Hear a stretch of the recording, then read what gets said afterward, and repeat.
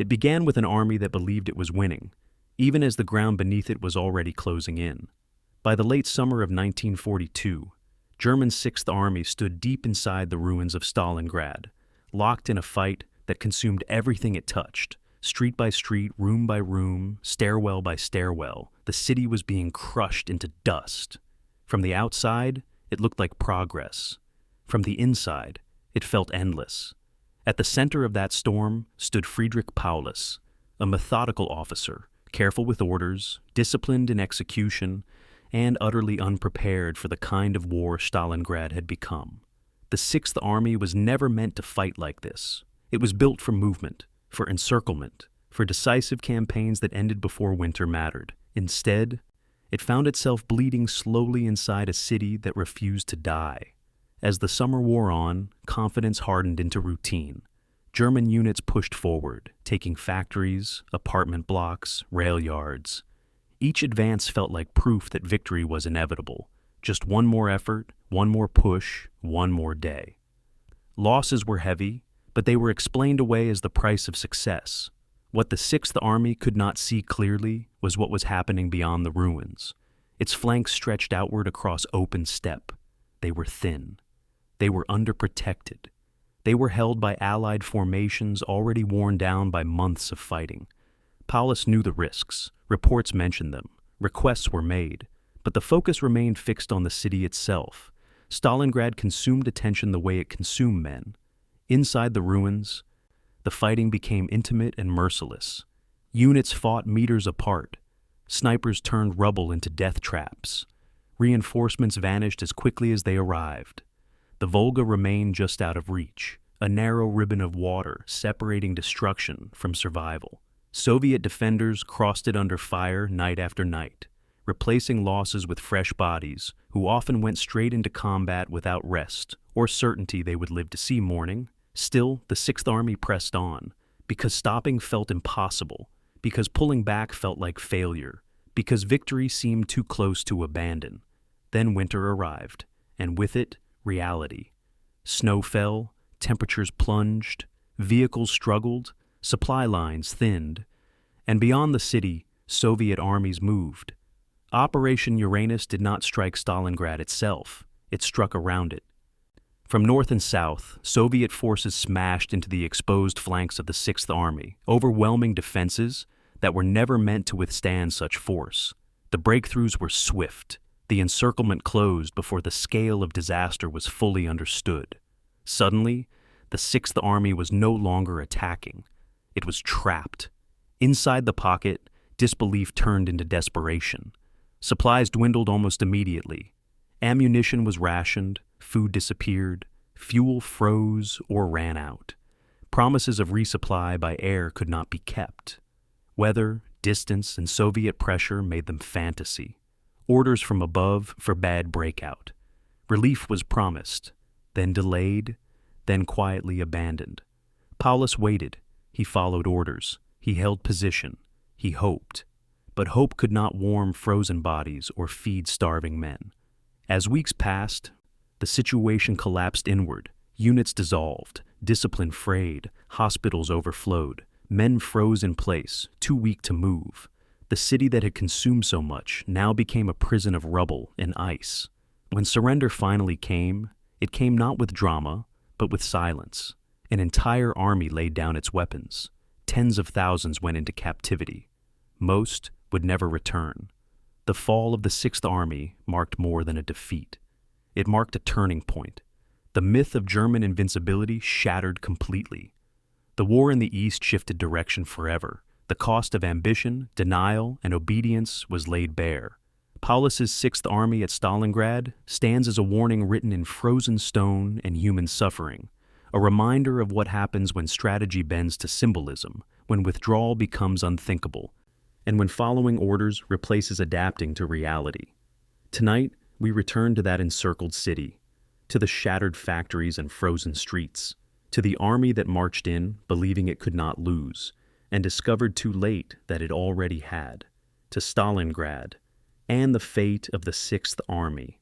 And before we continue, if you are still here, listening quietly, If these long, careful journeys into history help you slow down, reflect, or feel grounded at the end of the day, then I hope you will consider subscribing. When you subscribe, you are not just supporting a channel, you are helping keep this kind of thoughtful, immersive storytelling alive. If this space gives you perspective, comfort, or simply somewhere steady to rest your thoughts, then stay with me. Settle in. This is the story of Paulus' Sixth Army at Stalingrad. May 10th, 1940. The Meuse River, Belgium. Colonel Friedrich Paulus stands at a field table, studying maps by candlelight as explosions rumble in the distance. His staff officers hover nearby, waiting for orders that will never come with the decisiveness they expect. Paulus traces his finger along the river crossings again, calculating, reconsidering, his methodical mind working through probabilities while the battle rages. Outside this command post, Sixth Army panzers are already across the Meuse, tearing through French defensive lines that were supposed to hold for weeks. The breakthrough at Sedan is happening now, with or without Paulus's perfect plan. Within 48 hours, this single penetration will collapse the entire French front, proving that the Wehrmacht has perfected a new kind of warfare. What none of these officers know, what Paulus himself cannot imagine, is that this same army, this unstoppable machine, will someday be trapped in a frozen hell, waiting for orders that will never save them. The German Sixth Army was not merely another military formation.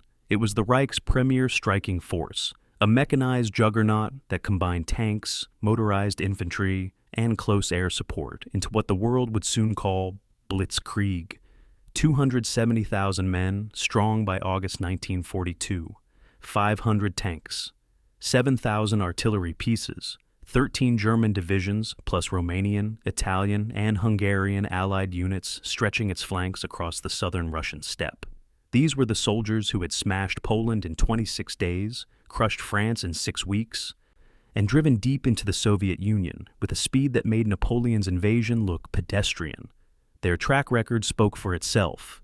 Belgium, France, Serbia, Ukraine, a 99% success rate in breakthrough operations.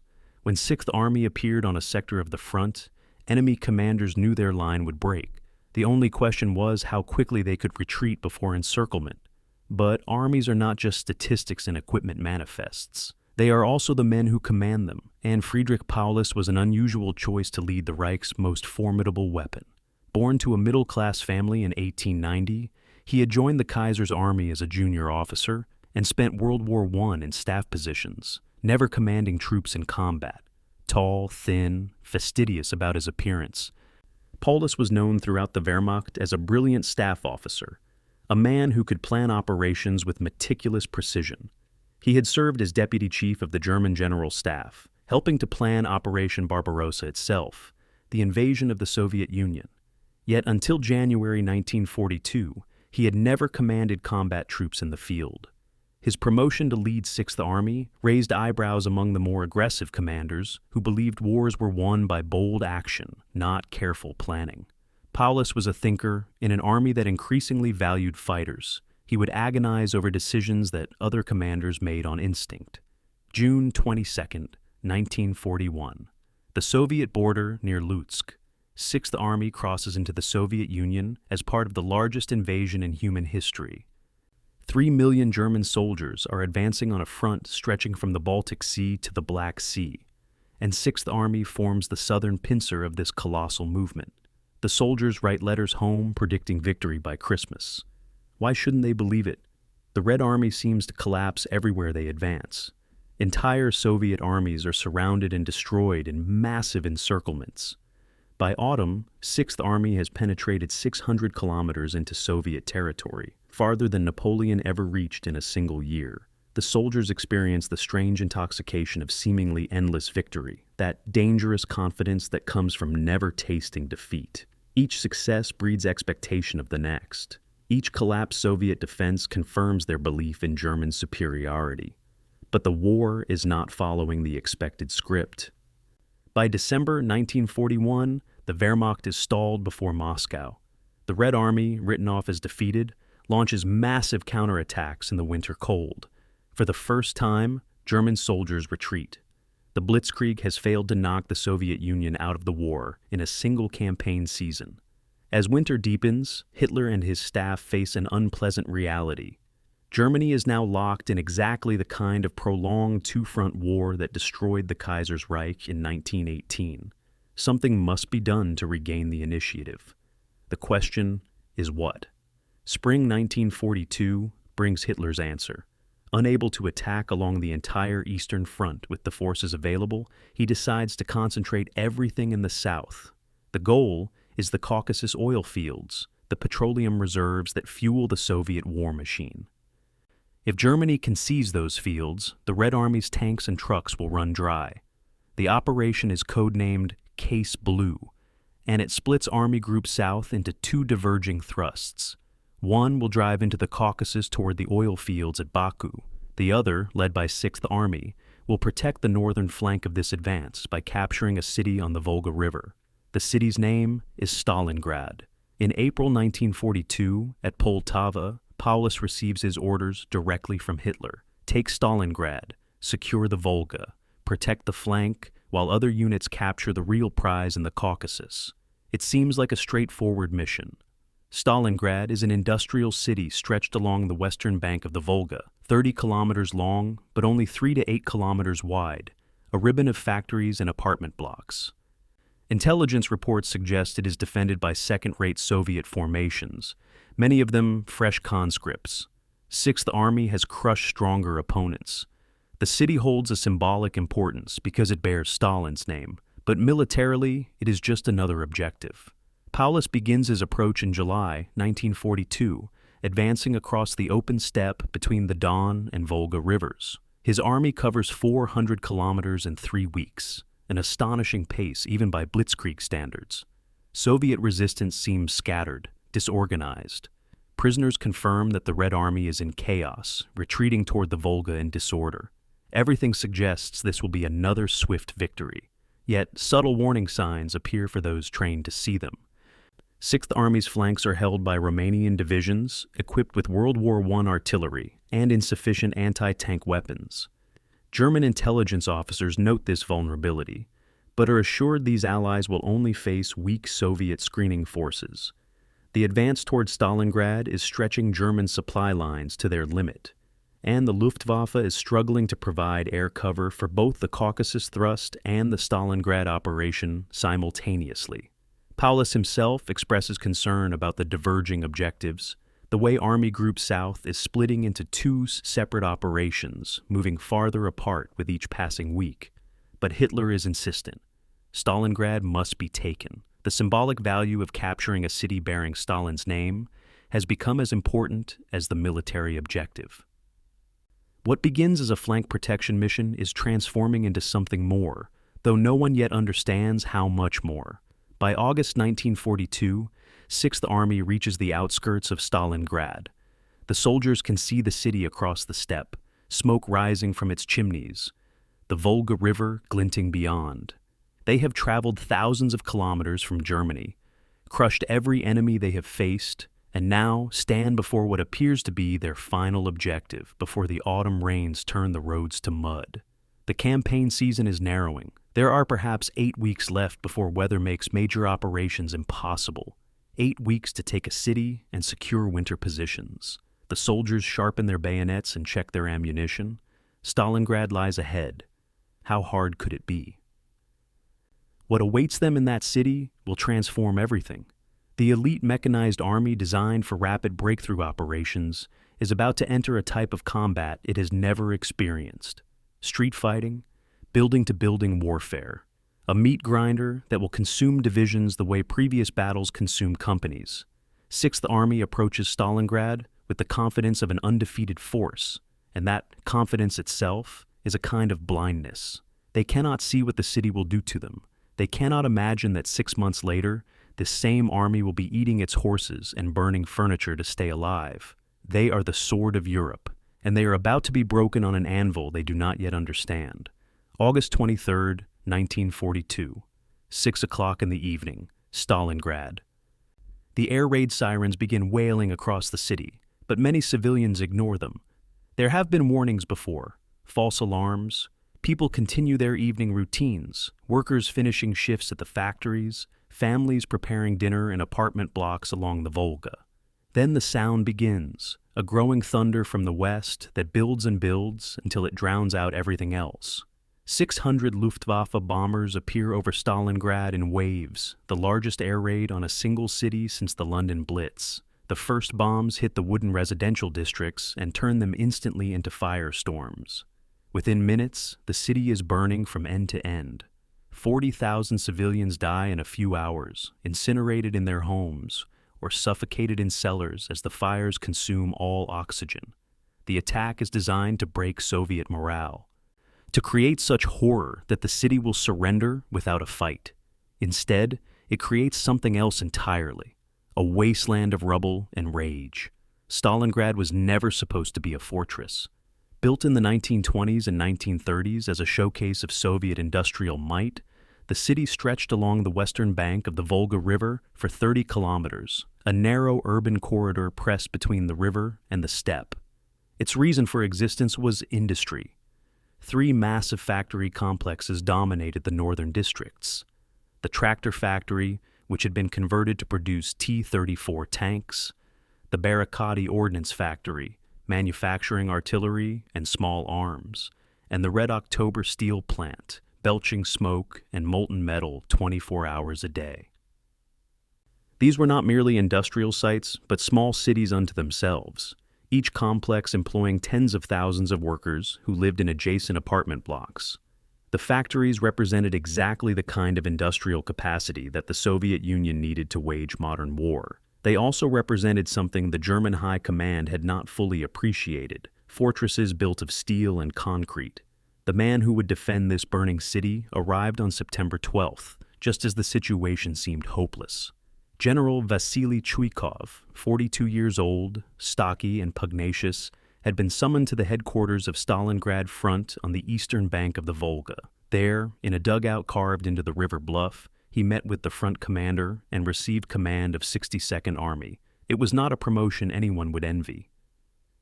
62nd Army had been shattered in the approaches to Stalingrad, reduced to roughly 20,000 effective troops, facing 100,000 Germans who were already pushing into the city's southern suburbs. Chuikov's predecessor had been relieved for failing to stop the German advance. The expectation was clear: hold at any cost. When Chuikov asked how long he needed to hold, the answer was vague: as long as necessary, until reinforcements arrived, until the situation changed. In other words, don't ask stupid questions, just fight. Chuikov understood immediately that conventional defensive tactics would fail. The Germans excelled at breakthrough operations, using combined arms coordination to smash through defensive lines. Their artillery would pulverize static positions. Their Stukas would demolish strong points. Their tanks would exploit any gap. Standard Soviet defensive doctrine, based on defensive belts and prepared positions, would simply provide targets. So, Chuikov invented something new, something desperate, something he would later call hugging tactics.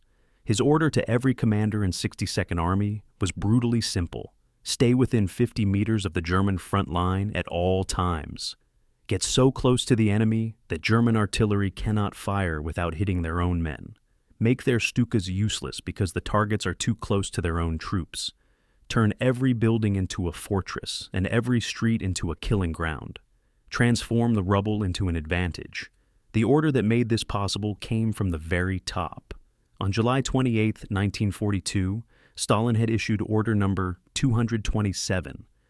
Soon infamous as the "not one step back" order, it forbade any retreat without authorization and established blocking detachments, NKVD troops positioned behind Soviet lines with orders to shoot anyone fleeing the front.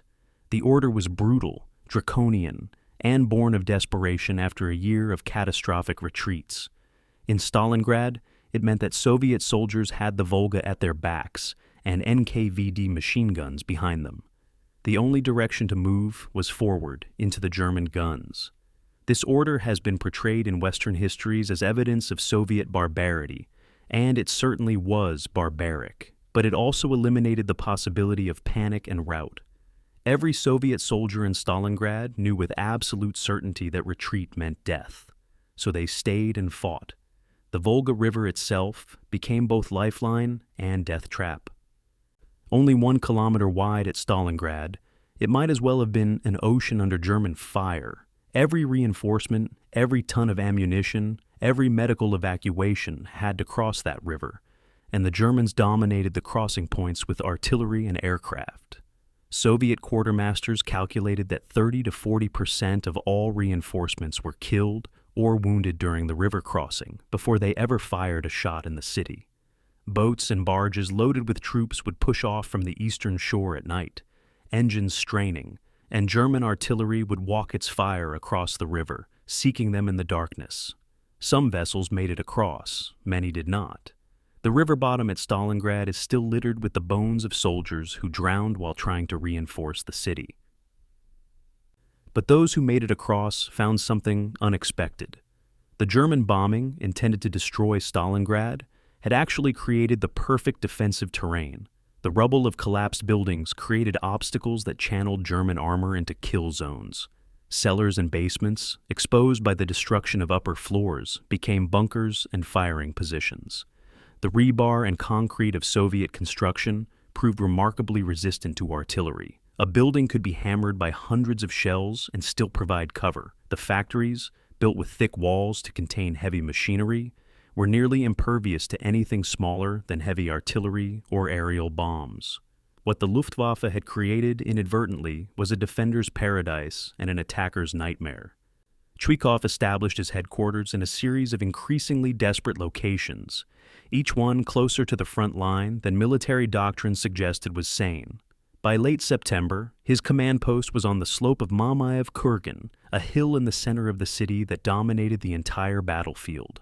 German artillery could hit it easily, and German infantry was sometimes within 300 meters. His staff protested that this was far too dangerous for an army headquarters. Zhukov's response was characteristic. If the headquarters is safe, the troops will think the battle is already lost. The headquarters stays at the front. He would relocate his command posts 4 times in 3 days as German attacks overran position after position, always setting up again just behind the forward rifle positions. The civilian population complicated everything. Despite the August bombing, perhaps 300,000 civilians remained in Stalingrad through the early weeks of September. Some had nowhere else to go. Some were factory workers who had been ordered to maintain production even as shells fell around them. Some simply refused to abandon their homes. They lived in cellars and sewers, emerging at night to search for food among the ruins. Some workers at the tractor factory literally stepped off the assembly line, picked up the rifles they had just manufactured, and walked to the front line without leaving the factory complex. The line between civilian and soldier blurred in Stalingrad in ways that foreshadowed total war's erasure of that distinction. By October, most surviving civilians had been evacuated across the Volga, but those first weeks saw a confused mingling of factory workers, soldiers, and desperate refugees all trapped in the same burning maze. Meanwhile, unknown to the Germans grinding their way into the city, something else was happening far to the north and south. In the forests and ravines hundreds of kilometers from Stalingrad, Soviet commanders were assembling forces on a scale the Wehrmacht had not imagined possible. General Georgy Zhukov, recalled from the Leningrad front, had met with Stalin in Moscow in early September. The 2 men studied maps of the Stalingrad sector, and Zhukov's finger had traced the long, vulnerable flanks held by Romanian and Italian armies. What if, Zhukov suggested, we let the Germans exhaust themselves in Stalingrad while we prepare something bigger? Stalin, usually impatient for counterattacks, had agreed to wait, to let Stalingrad absorb the German Sixth Army like a sponge, to prepare a blow that would change everything. But that was for later. For now, Zhukov and his 62nd Army had to hold. They had to keep the Germans focused on the city, keep them feeding divisions into the rubble, keep them thinking that victory was just one more push away. Stalingrad had to become a trap that didn't look like a trap. It had to be bait the Germans couldn't resist. September 14th, 1942. Mamayev Kurgan, Stalingrad. Lieutenant Wilhelm Hoffmann of the German 294th Infantry Division crouches in a shell crater halfway up the hill, watching his company dissolve. They took this hill at dawn, lost it by noon, retook it at 2 o'clock in the afternoon. Now, as the sun sets, Soviet infantry is swarming up the slopes again, and Hoffman can hear the distinctive sound of PPSK's submachine guns, that high-pitched ripping sound that means Soviet troops are within 50 meters. His company started the day with 120 men. He counts maybe 40 still fighting. The hill changes hands 4 times in 24 hours, and by tomorrow morning, neither side will fully control it. Instead, both armies will cling to different parts of the slope, so close that soldiers can hear the enemy talking in their positions. This is not the war the Wehrmacht trained for. This is something else entirely. The German assault on Stalingrad had begun with overwhelming force and utter confidence. By mid-September, Paulus had committed 6 divisions to the urban battle, including the 24th Panzer Division, an elite formation designed for rapid breakthrough operations.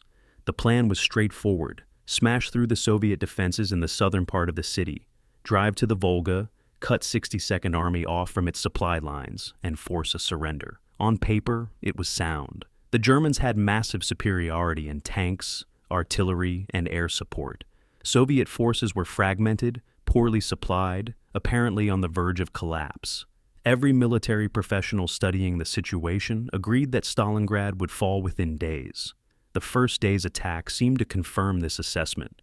German infantry penetrated 2 kilometers into the city's center.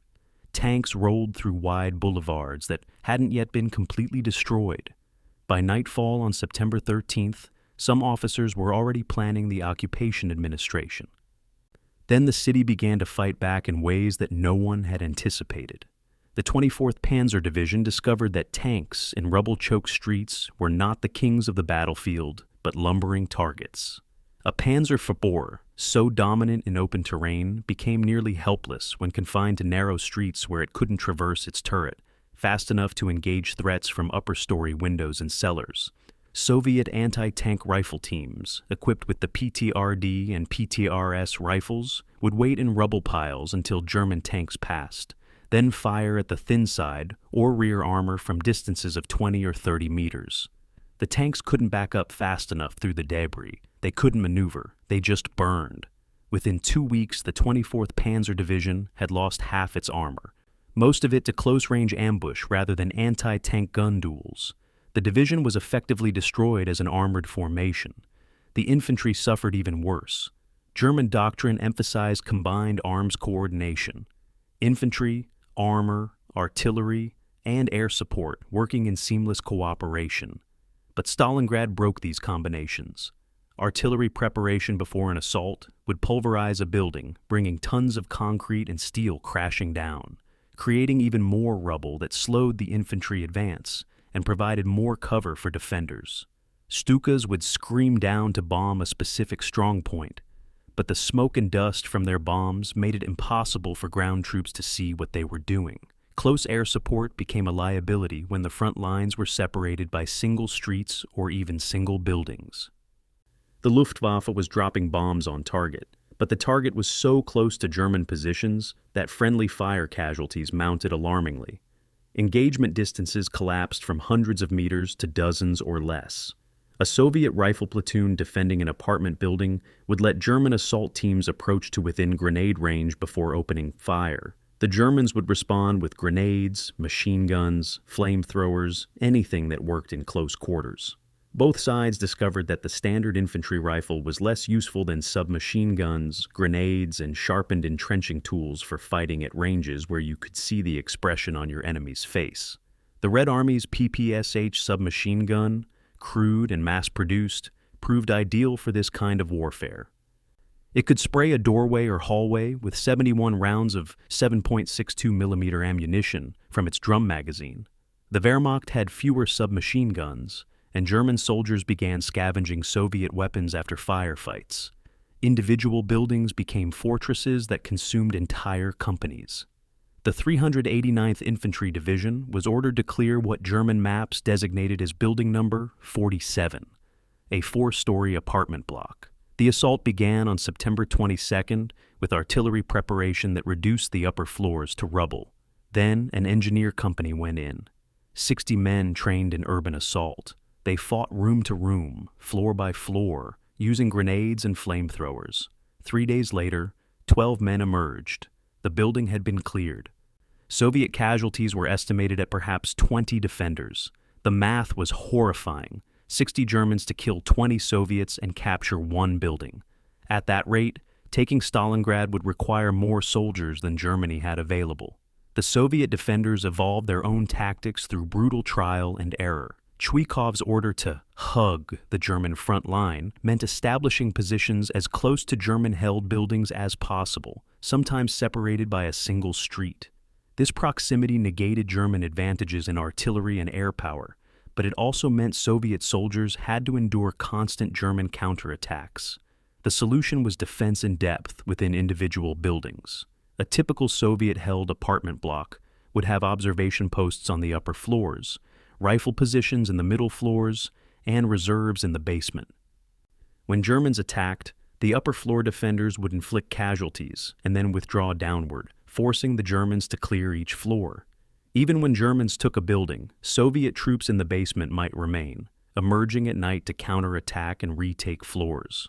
Statistics tell a story of mutual slaughter on a scale hard to comprehend. In September alone, Sixth Army suffered approximately 20,000 casualties.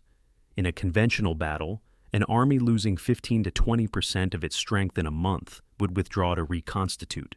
But this was not a conventional battle, and Hitler had made clear that withdrawal was unacceptable. So, Paulus fed in more troops, the 71st Infantry Division, the 94th Infantry Division, the 389th Infantry Division, each one ground down in the rubble. By late September, these divisions existed in name only. Their battalions were at 50% strength or less. Company commanders led platoons, platoon leaders led squads. The replacements arriving from Germany had often completed only basic training. They would step off the train, march to the front line, and die within days, sometimes hours, often without firing more than a magazine of ammunition. German battalion commanders began filing reports that their superiors initially dismissed as exaggeration or defeatism. "We have fought 15 days for a single house," wrote one company commander. "The front is a corridor between burnt-out rooms. It is a corridor between collapsed, smoking heaps of bricks. The street is no longer measured in meters, but in corpses." Another report described the impossibility of maintaining military formation in the rubble. "We advance 3 men at a time because the ruins allow no more. The enemy is never seen. He fires from cellars, from behind piles of brick, from the skeleton of a staircase. When we take a position, we find only bodies." The Wehrmacht, trained to fight fast and win decisively, was being forced to fight slow and die incrementally. Yet despite the horrific casualties, despite the obvious futility of frontal assaults against fortified ruins, the attacks continued. Paulus received his orders from Army Group Headquarters, which received orders from Hitler's headquarters, and those orders never varied. Take Stalingrad. The city's symbolic importance had eclipsed all military logic. Hitler was personally monitoring the battle's progress, receiving daily updates, pressing for results. Propaganda Minister Goebbels had already announced to the German public that Stalingrad was on the verge of falling, creating a political imperative to deliver victory. Paulus, the careful staff officer who always followed orders precisely, could not conceive of refusing, so he sent more men into the grinder. By early October, German soldiers in Stalingrad had developed a grim fatalism. They knew they were winning in the sense that they held more of the city with each passing week, but they also knew they were dying at unsustainable rates to gain ground measured in hundreds of meters. Letters home began to change in tone. Early letters had described confidence and imminent victory. October letters described fear, exhaustion, and a grinding sense that this battle would never end. One soldier wrote to his parents, "We have been fighting for a single street for 3 weeks. When we finally took it, I could not remember what we were trying to accomplish. The buildings are all destroyed. The enemy is not destroyed. We have captured Rubble and paid in blood." The Wehrmacht was learning that there are fates worse than defeat. One of them was victory in Stalingrad. November 10th, 1942. The Lazur chemical plant, Stalingrad. Senior Sergeant Vasily Zaitsev lies motionless in a tangle of twisted metal pipes. his rifle trained on a window 300 meters away. He has been in this position for 4 hours, barely breathing, waiting for movement. The German sniper he is hunting, Soviet intelligence calls him Major Erwin König. Though this name may be propaganda invention, is somewhere in the ruins across the factory floor. 3 Soviet snipers have died trying to kill him in the past week. Now it is Zaitsev's turn. He is 27 years old, a former clerk from the Urals, who has killed 225 Germans in the past 2 months, each death carefully recorded and verified. But this target is different. This is another hunter, equally patient, equally skilled. They are predators stalking each other through a landscape of industrial wreckage, and only one will survive the day. Stalingrad had transformed soldiers on both sides into something that previous wars had not required: specialists in murder at close range. The conventional battle, with its artillery barrages, massed infantry assaults, and tank duels, still happened. But it was increasingly overshadowed by a more intimate kind of warfare: snipers stalking each other for days, assault teams throwing grenades into cellars and listening for screams, knife fights in darkness, combat at ranges so close that soldiers could smell their enemies' cigarette smoke and hear them praying in their native languages. The Germans called it Rattenkrieg, War of the Rats. The name captured something essential about how the city reduced warfare to its most primal form. Soviet snipers became one of the Red Army's most effective responses to German tactical superiority. Chuikov established sniper schools just 500 meters behind the front lines, training marksmen in the specific art of urban hunting. The students learned to construct hides and rubble piles, to move between positions using sewers and drainage tunnels, to calculate how a bullet's trajectory would change when fired through broken glass or around concrete edges. Most importantly, they learned patience. A sniper might spend an entire day moving 100 meters to reach a new position, then spend another day waiting for a single shot. The most successful Soviet snipers averaged 40 to 50 confirmed kills, each one documented by a partner observer. The top snipers became heroes of the Soviet Union, their exploits reported in Red Army newspapers. Zaitsev himself would eventually be credited with over 240 kills during the battle, though the exact number remains disputed. German response to the sniper threat evolved through necessity. Initially, Wehrmacht doctrine had no answer for an enemy who killed officers and machine gunners from concealed positions and then vanished. So the Germans began forming their own sniper teams, often led by experienced hunters from Bavaria and Prussia who understood fieldcraft and camouflage.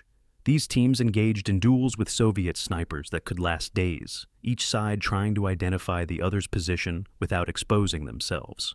One such duel, between Zaitsev and the sniper, later called König, supposedly lasted 4 days before Zaitsev killed his opponent with a single shot as the German moved his position at dawn. Whether König actually existed as described, or whether he was a composite of several snipers, the story illustrates how personal this warfare became. Flamethrower teams on both sides had perhaps the most terrifying and shortest life expectancy of any specialty. The Germans used flamethrowers extensively to clear Soviet-held buildings, sending 2-man teams to incinerate defenders in cellars and rooms. The weapon was devastatingly effective. A burst of burning fuel into an enclosed space would consume all oxygen and kill anyone inside within seconds. But flamethrower operators were priority targets.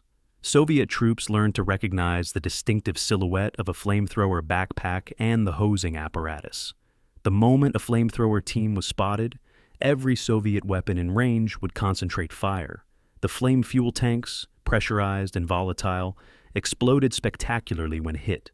German records indicate that flamethrower operators in Stalingrad had a life expectancy measured in hours rather than days. The city's sewage and drainage systems became a secret battlefield beneath the surface struggle. Both armies used the underground passages to move between positions, to bypass enemy strongpoints, to surprise defenders from below.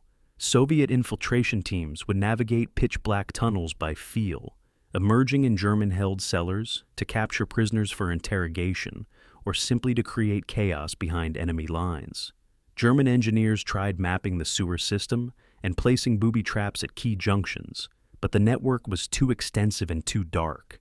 Firefights in the sewers were nightmarish, soldiers shooting at muzzle flashes in the total darkness, unable to distinguish friend from enemy, the tunnels echoing with screams and ricochets, bodies left in the sewers because retrieval was too dangerous, contaminated the water supply, and spread disease. Psychological warfare became as important as physical combat. The Soviets employed sound trucks that broadcast German music, sentimental tangos and romantic songs, across no man's land at night, followed by messages recorded by German prisoners of war. "Comrades, the war is lost. Go home to your families while you still can." The broadcasts were calibrated to create homesickness and despair. German soldiers, huddled in frozen ruins listening to familiar music, would sometimes weep openly. The Wehrmacht tried jamming these broadcasts but lacked the equipment to do so effectively across the entire front. Some German units issued orders forbidding soldiers from listening to Soviet broadcasts, but sound carries in ruins, and orders cannot make men deaf. German commanders responded with their own psychological operations, though these were generally less effective. The Wehrmacht dropped leaflets over Soviet positions, showing Red Army soldiers dying in heaps while Stalin lived in comfort in Moscow. The message, "Your leaders have abandoned you," was undermined by the fact that Soviet soldiers could look across the Volga and see reinforcements arriving nightly. They knew they were not abandoned. The leaflets were used to roll cigarettes or as toilet paper. More effective were German loudspeaker broadcasts in Russian offering food and medical care to Soviet deserters. These broadcasts did convince some Red Army soldiers to surrender, but the NKVD blocking detachments and the pervasive surveillance within Soviet units made desertion almost suicidally difficult. Combat stress and psychological breakdown affected both armies, though the symptoms manifested differently based on military culture. German medical records from Stalingrad show that by October, approximately 15% of infantry exhibited signs of severe combat stress. Inability to sleep, violent trembling, catatonic states, or emotional collapse. Wehrmacht doctrine had no real framework for handling psychiatric casualties. Some men were sent to rear area hospitals. Many were returned to their units with orders to control themselves. A few were shot for cowardice. Soviet records are less detailed, but evidence suggests similar or higher rates of psychological breakdown. The difference was that the Red Army's ruthless discipline and the presence of NKVD blocking detachments meant that showing psychological weakness could be fatal. Soviet soldiers learned to internalize their trauma or hide it completely. The intimacy of the killing affected men in ways that conventional combat rarely did. In a normal battle, artillery and machine gun fire kill at distances where the enemy remains abstract. But in Stalingrad, soldiers routinely killed at ranges where they could see their victims' faces, could hear them beg or curse, could watch them die slowly. One German soldier wrote in his diary about a Soviet soldier he had shot in a basement. He was perhaps 19. After I shot him, he did not die immediately. He lay there looking at me, trying to speak but only producing blood. I could not leave because Soviet troops were in the next room, so I sat there for 3 hours while he died. I will see his face until I die myself. This was not the clean, distant killing that propaganda celebrated. This was butchery, and both sides were drowning in it. By November, Stalingrad had produced a new kind of soldier on both sides. These were men who had learned to kill efficiently at close range, who had seen more death in weeks than most combat veterans saw in years, who had developed a cold pragmatism about survival. They scavenged enemy weapons and equipment without hesitation. They killed without mercy because mercy was a luxury that got you killed. They stopped counting their dead because the numbers became meaningless. They existed in a perpetual present tense, unable to imagine life beyond the ruins, unable to believe they would survive. Soviet soldiers began calling Stalingrad the slaughterhouse. German soldiers called it the mass grave. Both armies were being transformed by the city into something efficient and terrible. But the question neither could answer was this: what happens to men like this when the war ends? What happens to soldiers who have learned that life is cheap and death is commonplace? The city was creating survivors who would carry these lessons home, and that legacy would haunt both nations for generations. September 30th, 1942. The Berlin Sport Palace. Adolf Hitler stands at the podium before 15,000 Nazi Party faithful, their arms raised in salute, the stadium thundering with orchestrated cheers. The speech has been building to this moment, this declaration of will that will commit the Reich to a course from which there is no retreat. "I wanted to take it," Hitler announces, speaking of Stalingrad, "and you should know that we are modest because we have it." The crowd erupts. Propaganda Minister Joseph Goebbels, seated nearby, knows this is an exaggeration. German forces hold parts of Stalingrad, not all of it. But the Führer has now made a public promise. And in Nazi Germany, the Führer's word is absolute law. In one sentence, Hitler has transformed a military objective into a political necessity. There will be no withdrawal from Stalingrad, no matter the cost, because withdrawal would mean Hitler lied to the German people. What was a battle has become a symbol, and the Wehrmacht will bleed for that symbol until there is nothing left. The Führer's fixation on Stalingrad grew throughout September and October, fed by a mixture of symbolic importance and strategic misunderstanding. The city bore Stalin's name, making it a prize that Hitler's ego could not resist. In Hitler's mind, capturing Stalingrad would deliver a double humiliation to his ideological enemy: the loss of a major industrial center and the psychological blow of seeing his namesake city fall. What Hitler failed to grasp was that Stalin cared nothing for symbolism when strategy was at stake. If holding Stalingrad served Soviet strategic goals, Stalin would defend it. If abandoning it made more sense, he would burn the city himself. Hitler projected his own obsession with prestige onto his opponent and made the classic error of believing the enemy thought like he did. The growing disconnect between Hitler's expectations and battlefield reality created an impossible situation for Paulus. On October 14th, Paulus launched what German officers called the Big Attack, committing his last reserves in a desperate bid to finally break Soviet resistance. 3 infantry divisions and 2 panzer divisions attacked on a 4-kilometer front, the heaviest concentration of force Sixth Army could muster. They advanced 300 meters in 3 days and lost thousands of men doing it. Paulus reported this to Army Group Headquarters as progress. Army Group Headquarters reported it to Hitler as significant gains. Hitler announced to his inner circle that Stalingrad would fall within days. None of these reports mentioned that Sixth Army was burning through men faster than replacements could arrive, or that the daily casualty rates were unsustainable, or that the entire army was on the verge of culmination, that point where an attacking force has expended so much combat power that it can no longer sustain offensive operations. Behind the scenes, voices of reason tried to penetrate Hitler's strategic bubble and failed. General Kurt Zeitzler, chief of the Army General Staff since September, argued repeatedly that Sixth Army should withdraw to a winter defensive line along the Don River. The arguments were compelling. Winter was approaching, Sixth Army lacked adequate winter clothing and defensive positions. The supply situation was precarious, and the Romanian armies on Sixth Army's flanks were poorly equipped to resist a major Soviet attack. Zeitzler's recommendations were based on sound military judgment, informed by German experiences from the previous winter. Hitler rejected every suggestion. The Führer had declared Stalingrad would be taken. Therefore, it would be taken. To suggest otherwise was defeatism. The supply situation revealed the extent of Sixth Army's vulnerability. The Army needed 700 tons of supplies daily to maintain combat operations: ammunition, food, fuel, medical supplies, replacement equipment. By November, the railroad network was delivering approximately 500 tons daily, and Soviet partisan attacks were destroying another 100 tons before it reached the front. This left Sixth Army operating at roughly 70% of its supply requirement, a sustainable deficit for a defensive posture, but wholly inadequate for sustained offensive operations.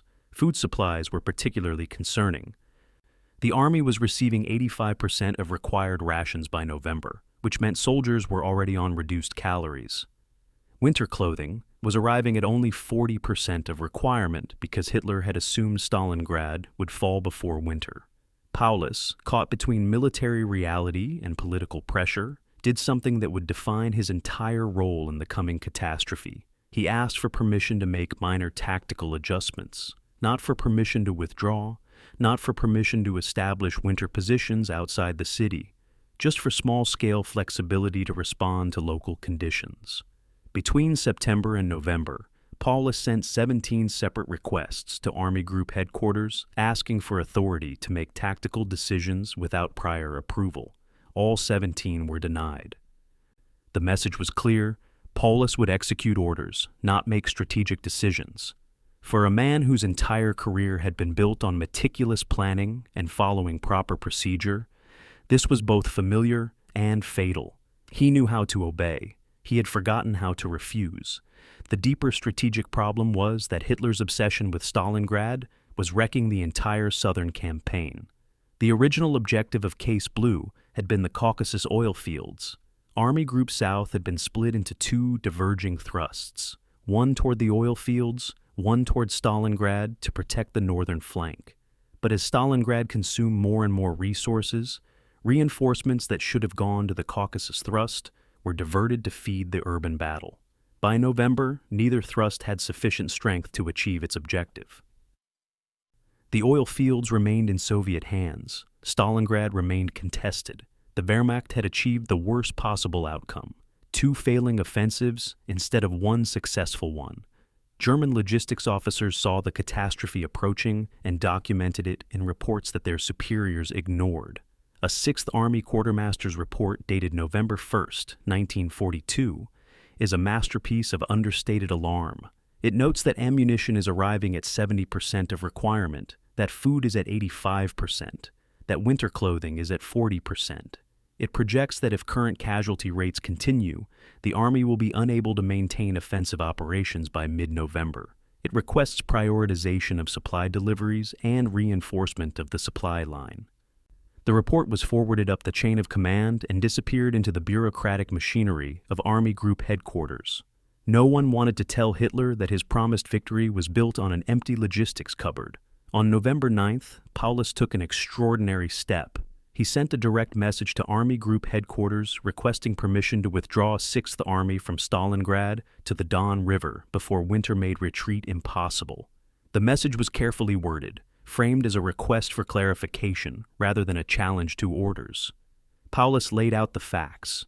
The army was exhausted, supplies were inadequate, Soviet resistance was stiffening rather than collapsing, and winter positions in the city would be untenable. He did not use the word impossible, but the implication was clear. The request was denied within 6 hours.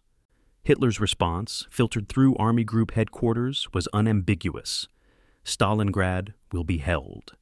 There will be no withdrawal. Victory is near. What Paulus did not know, what German intelligence had failed to detect, was that Soviet forces were assembling for a counteroffensive of unprecedented scale. While German attention remained fixed on Stalingrad's ruins, Soviet commanders were hiding over 1 million men, 13,000 guns, and nearly 900 tanks in forests and ravines to the north and south. The Romanian armies on Sixth Army's flanks were about to face an avalanche, but German intelligence estimates place Soviet strength at approximately 60% of actual numbers. The failure was partly technical. Soviet operational security was excellent and partly psychological. The Wehrmacht had spent a year and a half crushing Soviet armies. The institutional assumption was that the Red Army was incapable of large-scale offensive operations. This assumption was about to be shattered. By mid-November, Sixth Army had achieved a Pyrrhic victory. It held 90% of Stalingrad's ruins. German soldiers had reached the Volga in multiple places and could theoretically claim the city was captured. But the army that had done this capturing was a hollow shell. Divisions existed at 50% strength. The remaining troops were exhausted, cold, and increasingly demoralized. They had won every tactical engagement and were losing the strategic battle without realizing it. Hitler's obsession had transformed Sixth Army from a strategic asset into a wasting asset. Consuming resources to hold rubble that had no military value, the trap was set. The bait had been taken. Now the only question was when the jaws would snap shut. October 23rd, 1942. The tractor factory, Stalingrad. Hauptmann Wilhelm Liebknecht, commanding officer of 1st Company, 305th Engineer Battalion, watches his assault team prepare for the day's objective, clearing a single factory building that Soviet intelligence claims is still producing T-34 tanks, even as German infantry fights 300 meters away. The assault team is 6 men, their roles rehearsed and specific. Gefreiter Hans with the flamethrower, whose backpack makes him a walking bomb. Obergefreiter Schmidt with the machine gun, whose job is suppressing fire. 4 grenadiers carrying sacks of stick grenades and explosive charges. Behind them, a Wehrmacht infantry squad provides security. Behind them, a single assault gun waits to provide fire support if the building proves too heavily defended. This is the new mathematics of Stalingrad. It takes 13 men, several thousand marks worth of specialized equipment, and careful coordination to potentially capture one building. Liebknecht gives the signal. The team moves forward into the rubble. The evolution of specialized assault tactics in Stalingrad happened independently on both sides through brutal trial and error, creating innovations that would influence urban warfare doctrine for the rest of the century. The Germans formalized it first, because Wehrmacht culture emphasized systematic problem-solving. By October, German engineer battalions had developed storm group tactics specifically for urban fighting. Each team had 6 to 8 engineers with defined roles: a flamethrower operator to clear confined spaces, a machine gunner to suppress enemy fire, grenadiers to throw explosives into rooms before entry, and riflemen to handle security. These teams were supported by a Wehrmacht infantry squad that secured the approach and provided covering fire. If available, a single tank or assault gun would accompany the team to destroy particularly stubborn strongpoints with direct fire. The procedures were written down, codified, and distributed through the army. First, artillery or mortar fire would suppress a target building. Then the assault gun would move into position and fire high explosive rounds directly into suspect windows and doors. The flamethrower team would approach under covering fire and send a burst of burning fuel into ground floor openings. Grenadiers would throw explosives through windows into rooms before the infantry entered. Only then would the team move into the building, clearing it room by room, floor by floor, always moving upward because attacking downward stairs made soldiers' silhouettes against light. The entire procedure was methodical, rehearsed, and still resulted in approximately 50% casualties when facing determined Soviet resistance. Soviet defenders evolved their own counter-tactics through equally harsh experience. Chuikov's principle of hugging the German front line meant Soviet troops often occupied buildings within grenade range of German positions.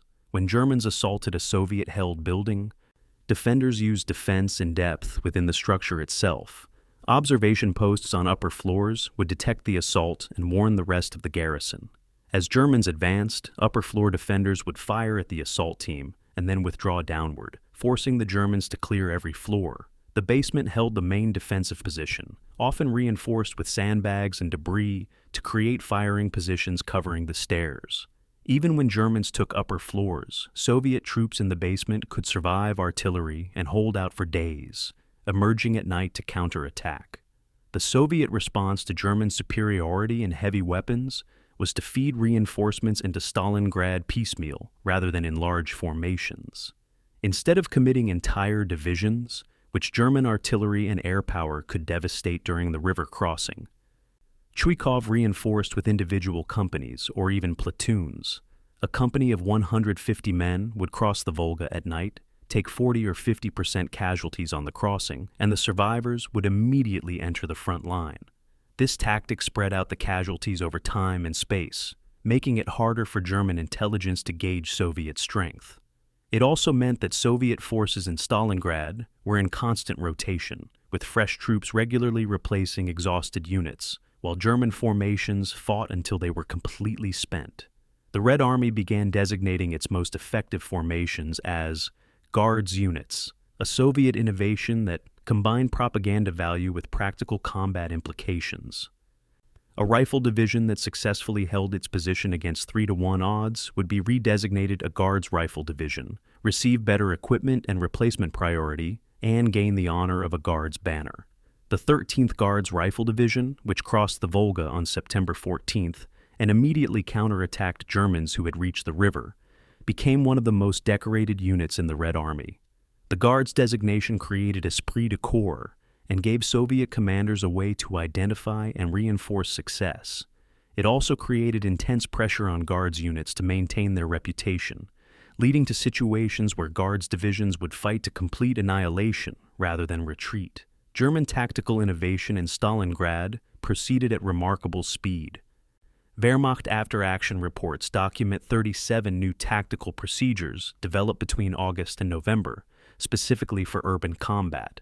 These included techniques for clearing multi-story buildings, methods for using explosives to create firing ports and walls, procedures for moving through buildings by blasting through interior walls rather than using streets, and protocols for night infiltration to retake positions lost during the day. The Wehrmacht's emphasis on mission-type orders and initiative at low levels meant that successful innovations could spread quickly through the army. A technique developed by a single assault team in one sector could be adopted army-wide within weeks if it proved effective. The Soviets matched this innovation with their own tactical developments. Though Soviet methods relied more on individual initiative than the formal doctrine, Soviet riflemen discovered that pre-positioning rubble piles to channel German armor into kill zones turned Soviet anti-tank rifles from marginal weapons into tank destroyers. Soviet infiltration teams perfected the art of night movement through the ruins, using memorized routes and hand signals to navigate in total darkness. Soviet engineers developed methods for fortifying cellars that could withstand everything except direct hits from heavy artillery. These techniques were not always written down or formally taught, but were passed from veteran to replacement through example and instruction. The casualty exchange ratio told a story of German tactical superiority eroding over time. In September, Germans were killing approximately 1.5 Soviet soldiers for every German loss, a ratio that favored the attacker despite the defender's terrain advantage. This ratio reflected superior German training, better equipment, and more effective combined arms coordination. But by November, the ratio had dropped to 1-to-1. German advantages in open warfare meant nothing in rubble-choked streets. Soviet troops, many of them now veterans of months of urban fighting, had learned to exploit terrain and had developed an intimate knowledge of the city that no German could match. The Wehrmacht was still winning tactically, still capturing ground, but the cost had risen to the point where victory was indistinguishable from defeat. Elite units on both sides developed reputations that transcended their actual combat effectiveness, becoming symbols of resistance or assault capability. The German 205th Engineer Battalion became notorious among Soviet troops as particularly effective and ruthless building clearers. Soviet propaganda made heroes of the defenders of Pavlov's house, a fortified apartment building held by a platoon-sized garrison against repeated German assaults. These elite formations received attention disproportionate to their numbers, but their symbolic value was real. When Soviet soldiers heard that the 13th Guards Rifle Division was reinforcing their sector, morale improved. When Germans learned they were facing the 205th Engineers, defensive preparations became more thorough. Warfare is partly psychology, and symbols matter.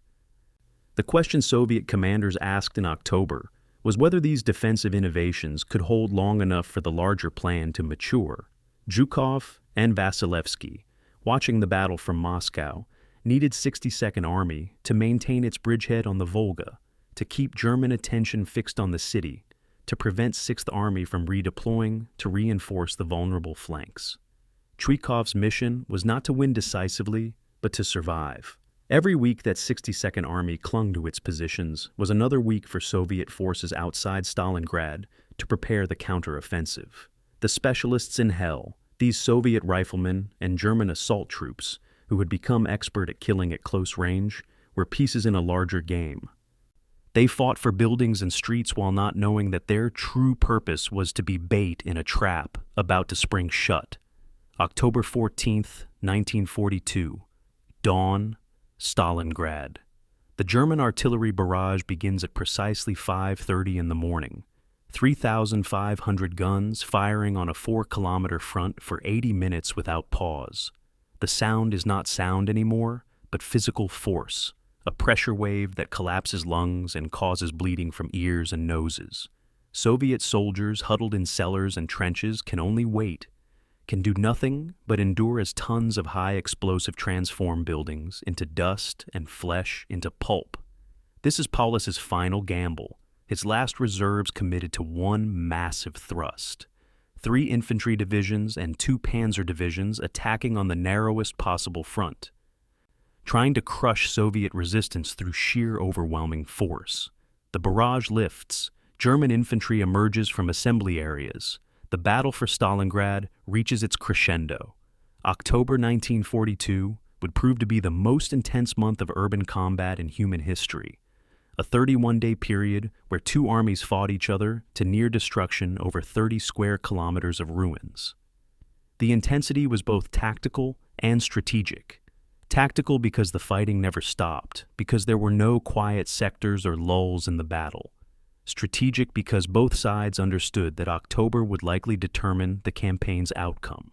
If the Germans could break Soviet resistance before winter, they would hold Stalingrad. If the Soviets could hold through November, they would likely survive because winter weather would force a pause in German offensive operations. Everything came down to this one month. The German offensive of October 14th, which Wehrmacht officers called the super attack, represented the last time Sixth Army could mass sufficient combat power for a decisive thrust. Paulus committed the 14th Panzer Division, the 24th Panzer Division, and the 94th Infantry Division to the assault, holding nothing back. The objective was to split 62nd Army in half, driving to the Volga on a narrow front near the tractor factory, cutting Soviet forces into isolated pockets that could be reduced individually. For 3 days, the plan seemed to work. German troops advanced 200 meters on the 14th, 300 meters on the 15th. The Volga came into view. Soviet radio intercepts showed panic in 62nd Army headquarters. Victory appeared imminent, but Zhukov had learned to ride out German offensives by trading space for time and accepting horrific casualties as the price of survival. As Germans advanced, Soviet rearguard positions inflicted maximum casualties before withdrawing. Soviet artillery on the eastern bank of the Volga fired over the heads of their own troops, dropping shells so close to the front line that Soviet positions took friendly fire casualties.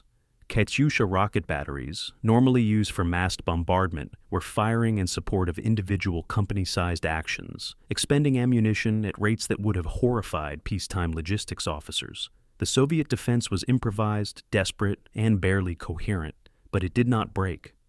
The tractor factory became the focal point of the most vicious fighting. On October 23rd, the German 389th Infantry Regiment penetrated into the factory complex itself, soldiers fighting among the assembly lines and machine shops. Photographs taken that day for German propaganda show Wehrmacht soldiers raising a swastika flag over the factory's main building, a premature victory celebration. Within 48 hours, a Soviet counterattack had annihilated the regiment. Of the 2,000 men who entered the factory, fewer than 300 walked out. The factory changed hands multiple times in 72 hours, with Soviet workers turned soldiers defending the machinery they had operated days earlier. Casualty statistics for October read like a chronicle of mutual annihilation.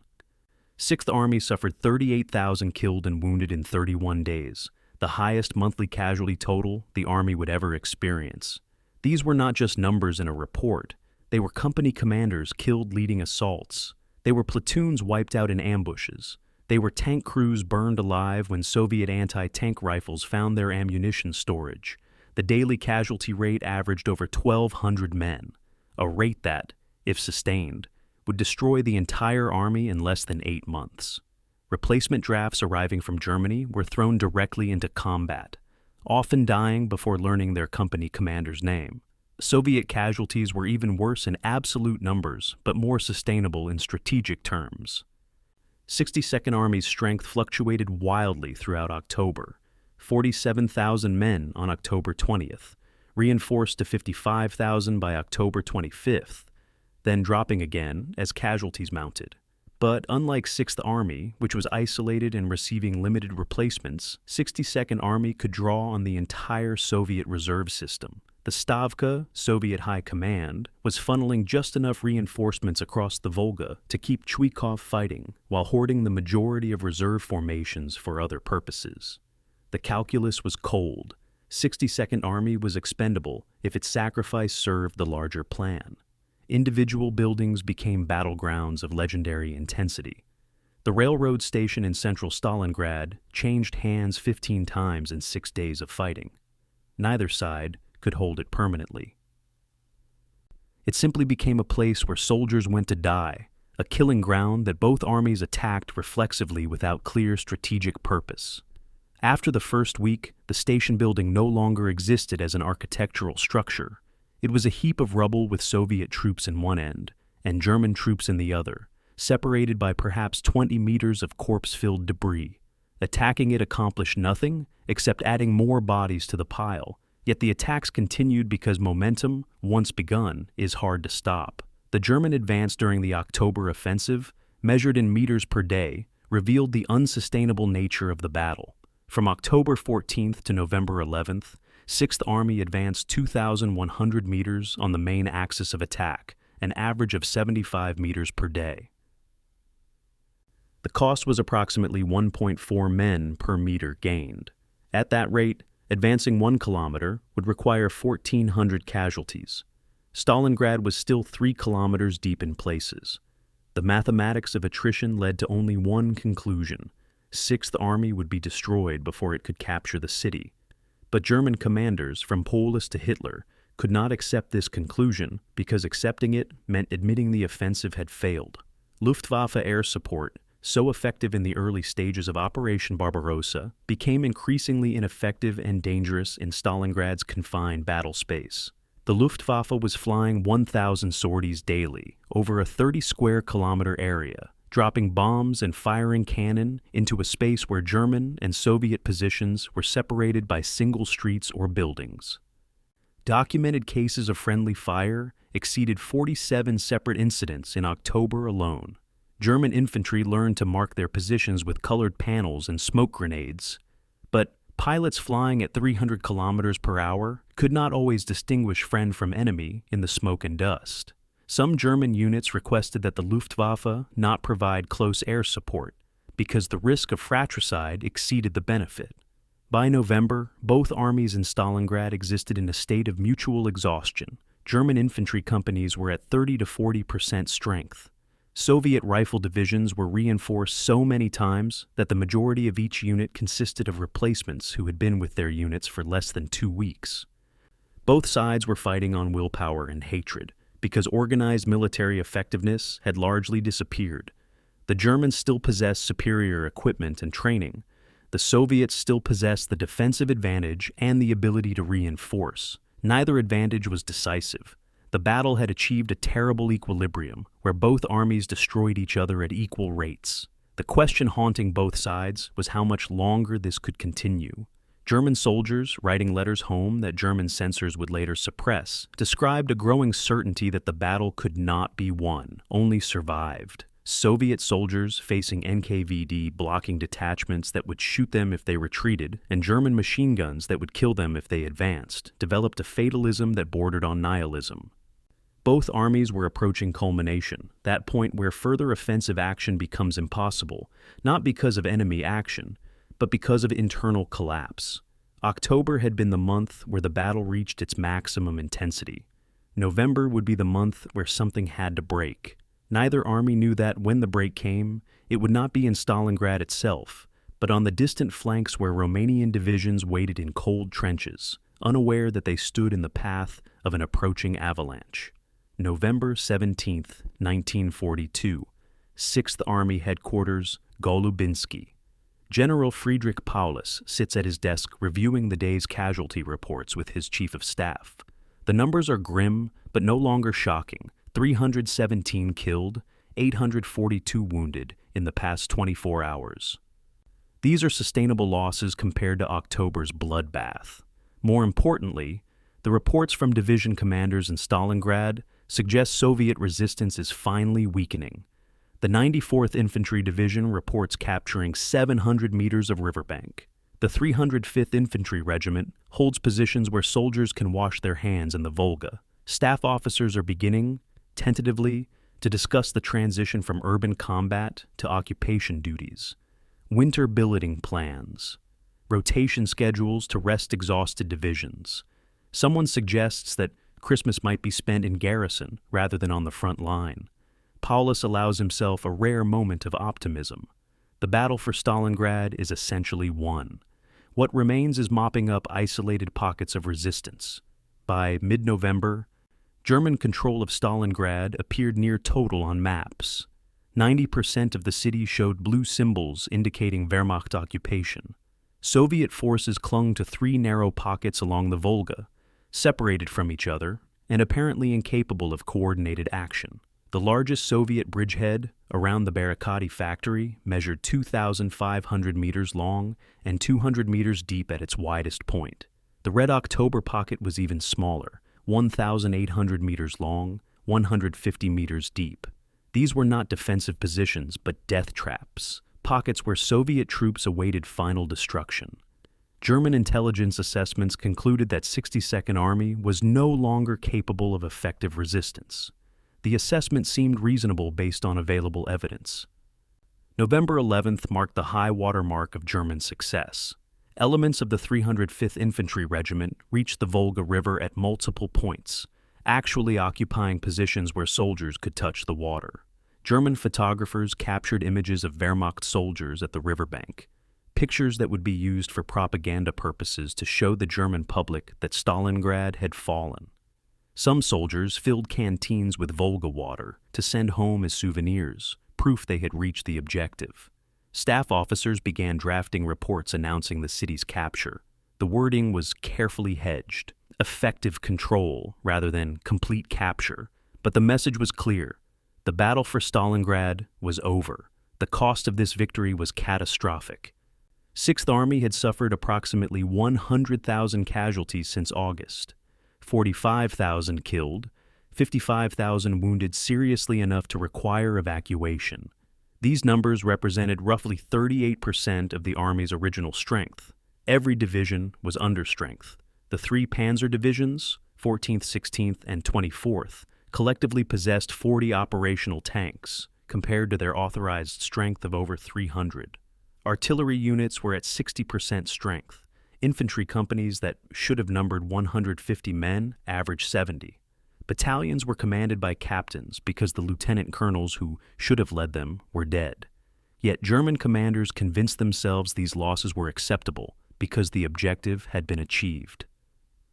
Staff discussions in mid-November focused on consolidation and preparation for winter. The assumption was that Soviet forces, having been defeated in Stalingrad, would not mount major offensive operations before spring. Winter would be a period of static defense while the Army rested and refitted. Replacement drafts would arrive from Germany to bring divisions back to strength. New equipment would replace losses. By spring 1943, Sixth Army would be ready to resume offensive operations, perhaps pushing further along the Volga, or supporting operations in the Caucasus. This optimistic assessment required ignoring several warning signs that German intelligence officers noted, but could not persuade their superiors to take seriously. Romanian Third Army, holding the northern flank of Sixth Army's position along the Don River, reported increasing Soviet activity. Reconnaissance patrols encountered larger Soviet formations. Prisoners captured in small actions claimed massive Soviet reinforcements were arriving. Air reconnaissance photographed Soviet supply dumps and troop concentrations in forests north of the Don. German intelligence evaluated these reports and concluded they indicated Soviet defensive preparations, not offensive buildup.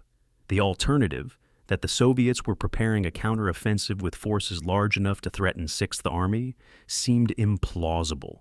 Where would the Soviets find troops for such an operation when they were being ground down in Stalingrad?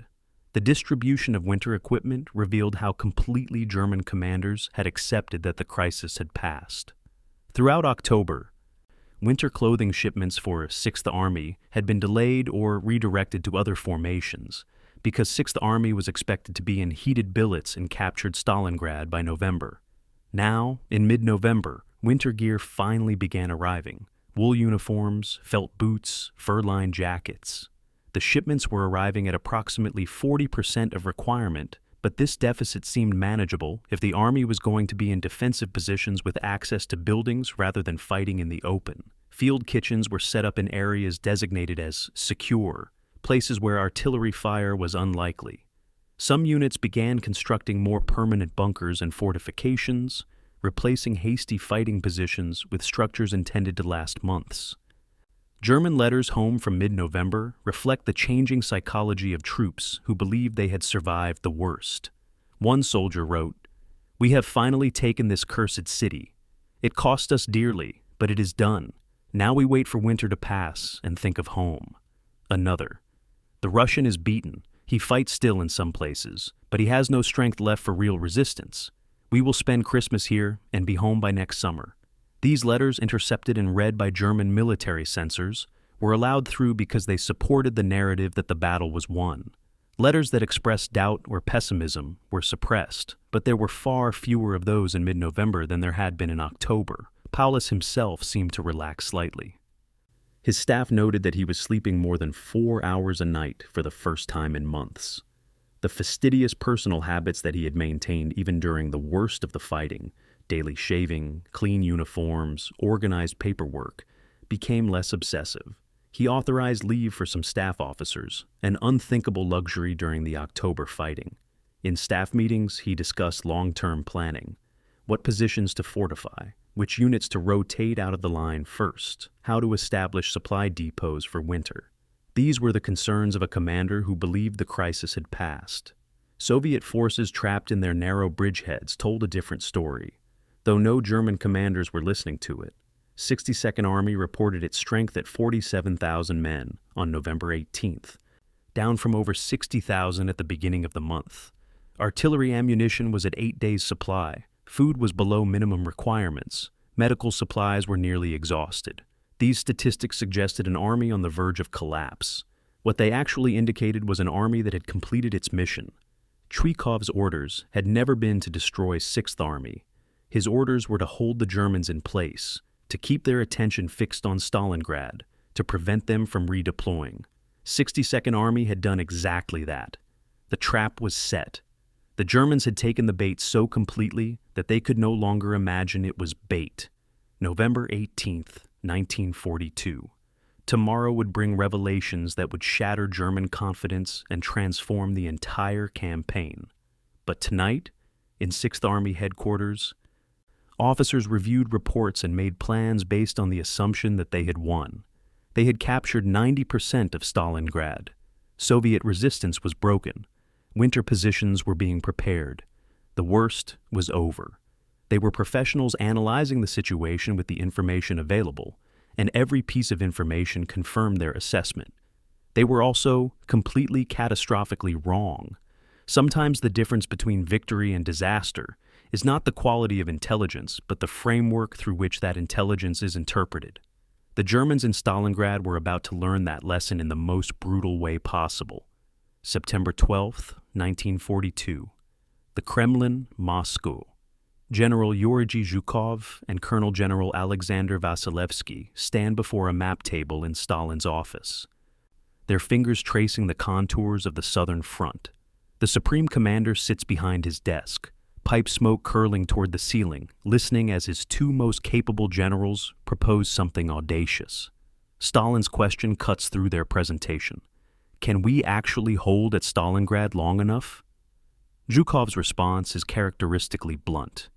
Chuikov will hold. The question is whether we can hide what we're building. The three men lean over the map again, studying the long, vulnerable flanks of German Sixth Army. Romanian divisions holding positions along the Don River to the north. More Romanian divisions south of Stalingrad. Italian and Hungarian divisions further west. These Allied formations are equipped with obsolete weapons, inadequately supplied, stretched thin along hundreds of kilometers. Stalin traces the flanks with his finger, then draws two arrows converging behind Stalingrad. A double envelopment, he says, like Cannae. Zhukov nods. Bigger than Cannae, we will trap the entire Sixth Army. The plan that would become Operation Uranus began as a desperate suggestion and evolved into the largest secret military operation in history. Soviet military doctrine had always emphasized deep operations and encirclement, lessons learned from studying German tactics and from Soviet experiences in the Russian Civil War. But putting theory into practice required solving immense practical problems. How do you hide 1 million men from German reconnaissance? How do you supply such a force in secret? How do you coordinate an attack across a front stretching 230 kilometers? The answers would require deception on a scale never attempted, logistics that push Soviet capabilities to their limit, and timing precise enough that both pincers met behind German lines before the Wehrmacht could respond. October 1942 saw the beginning of the greatest military deception operation of World War II. While Sixth Army ground itself to pieces in Stalingrad's ruins, Soviet forces began moving into position for the counteroffensive. But they moved only at night. During daylight hours, entire armies disappeared into forests and ravines, camouflaged under netting and branches. Radio communications were kept to absolute minimums, with orders delivered by courier rather than transmitted by wireless. The Soviets created 27 fake supply dumps in areas where German reconnaissance might spot them, complete with dummy ammunition boxes and canvas-covered logs shaped like artillery pieces. Real supply dumps were hidden in forests and ravines, invisible from the air. The force being assembled exceeded anything the Wehrmacht imagined the Soviets capable of producing. Southwest Front under General Vatutin assembled north of the Don River with 21 rifle divisions, 8 tank and mechanized brigades, and 1,400 artillery pieces. Don Front under General Rokossovsky positioned south of the Don with 24 rifle divisions, 8 tank brigades, and 2,000 artillery pieces. Stalingrad Front under General Eremenko assembled south of Stalingrad with 18 rifle divisions, 13 tank and mechanized brigades, and 1,800 guns. The total force, 1 million men, 13,500 artillery pieces, 894 tanks, 1,115 aircraft. This was an army of liberation and revenge assembled while the Germans thought the Soviets were on their last legs. German intelligence failed to detect the buildup for reasons that were partly technical and partly psychological. Fremde Heere Ost, the military intelligence organization responsible for assessing Soviet capabilities, estimated Soviet strength at approximately 60% of actual numbers. Reconnaissance flights saw evidence of Soviet movement, but interpreted it as defensive repositioning rather than offensive preparation. The institutional bias was to underestimate Soviet capabilities because the Wehrmacht had spent 18 months crushing Soviet armies. The idea that the Red Army could assemble a force capable of threatening Sixth Army seemed implausible. Intelligence officers who suggested otherwise were dismissed as alarmist. The target selection was deliberate and ruthless. Romanian Third Army held the northern flank, equipped primarily with World War I-era Czech rifles and Romanian-manufactured artillery of dubious quality. Their anti-tank guns were 37mm weapons effective against light tanks, but useless against Soviet T-34 medium tanks. Romanian Fourth Army held the southern flank with similar equipment deficiencies. These armies were not positioned on the flanks because they were strong enough to hold them, but because German forces were concentrated in Stalingrad. The Romanians understood their vulnerability. Their commanders sent repeated requests for better equipment, for German reinforcements, for permission to construct deeper defensive positions. Most requests were ignored or denied because all available German forces were committed to taking Stalingrad. The geometry of the planned encirclement was elegant in its simplicity. 2 Soviet fronts would attack simultaneously, 230 kilometers apart. The northern pincer would break through Romanian Third Army and drive south. The southern pincer would shatter Romanian Fourth Army and drive north. Both pincers would meet at Kalash on the Don River, 110 kilometers behind Sixth Army's positions. The encirclement would trap not just Sixth Army, but also elements of 4th Panzer Army and several German corps, potentially 300,000 men. If successful, it would be the largest encirclement operation in military history, dwarfing even the great German encirclements of 1941. Soviet preparations included innovations that would influence military operations for decades.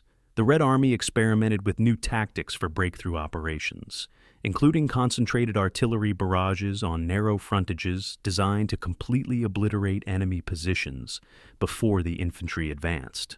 They practiced night river crossings to minimize casualties from German air attack. Tank commanders rehearsed bypassing German strongpoints rather than reducing them, keeping the momentum of the advance even if pockets of resistance remained. These were lessons learned painfully over 18 months of losing to the Wehrmacht, now codified and practiced until divisions could execute them in their sleep. November 10, 1942. The final movement into attack positions began. Units moved only between midnight and 4 in the morning when German reconnaissance aircraft couldn't fly. Entire tank corps traveled in single-night marches from their assembly areas to jumping-off positions, crews driving without headlights through darkness, navigating by compass and memorized routes. Infantry divisions marched to their positions and immediately began camouflaging themselves, disappearing into the steppe before dawn. By November 17th, over 1 million Soviet troops were in position within 10 kilometers of Romanian defensive lines, and German intelligence still estimated Soviet forces at less than half their actual strength.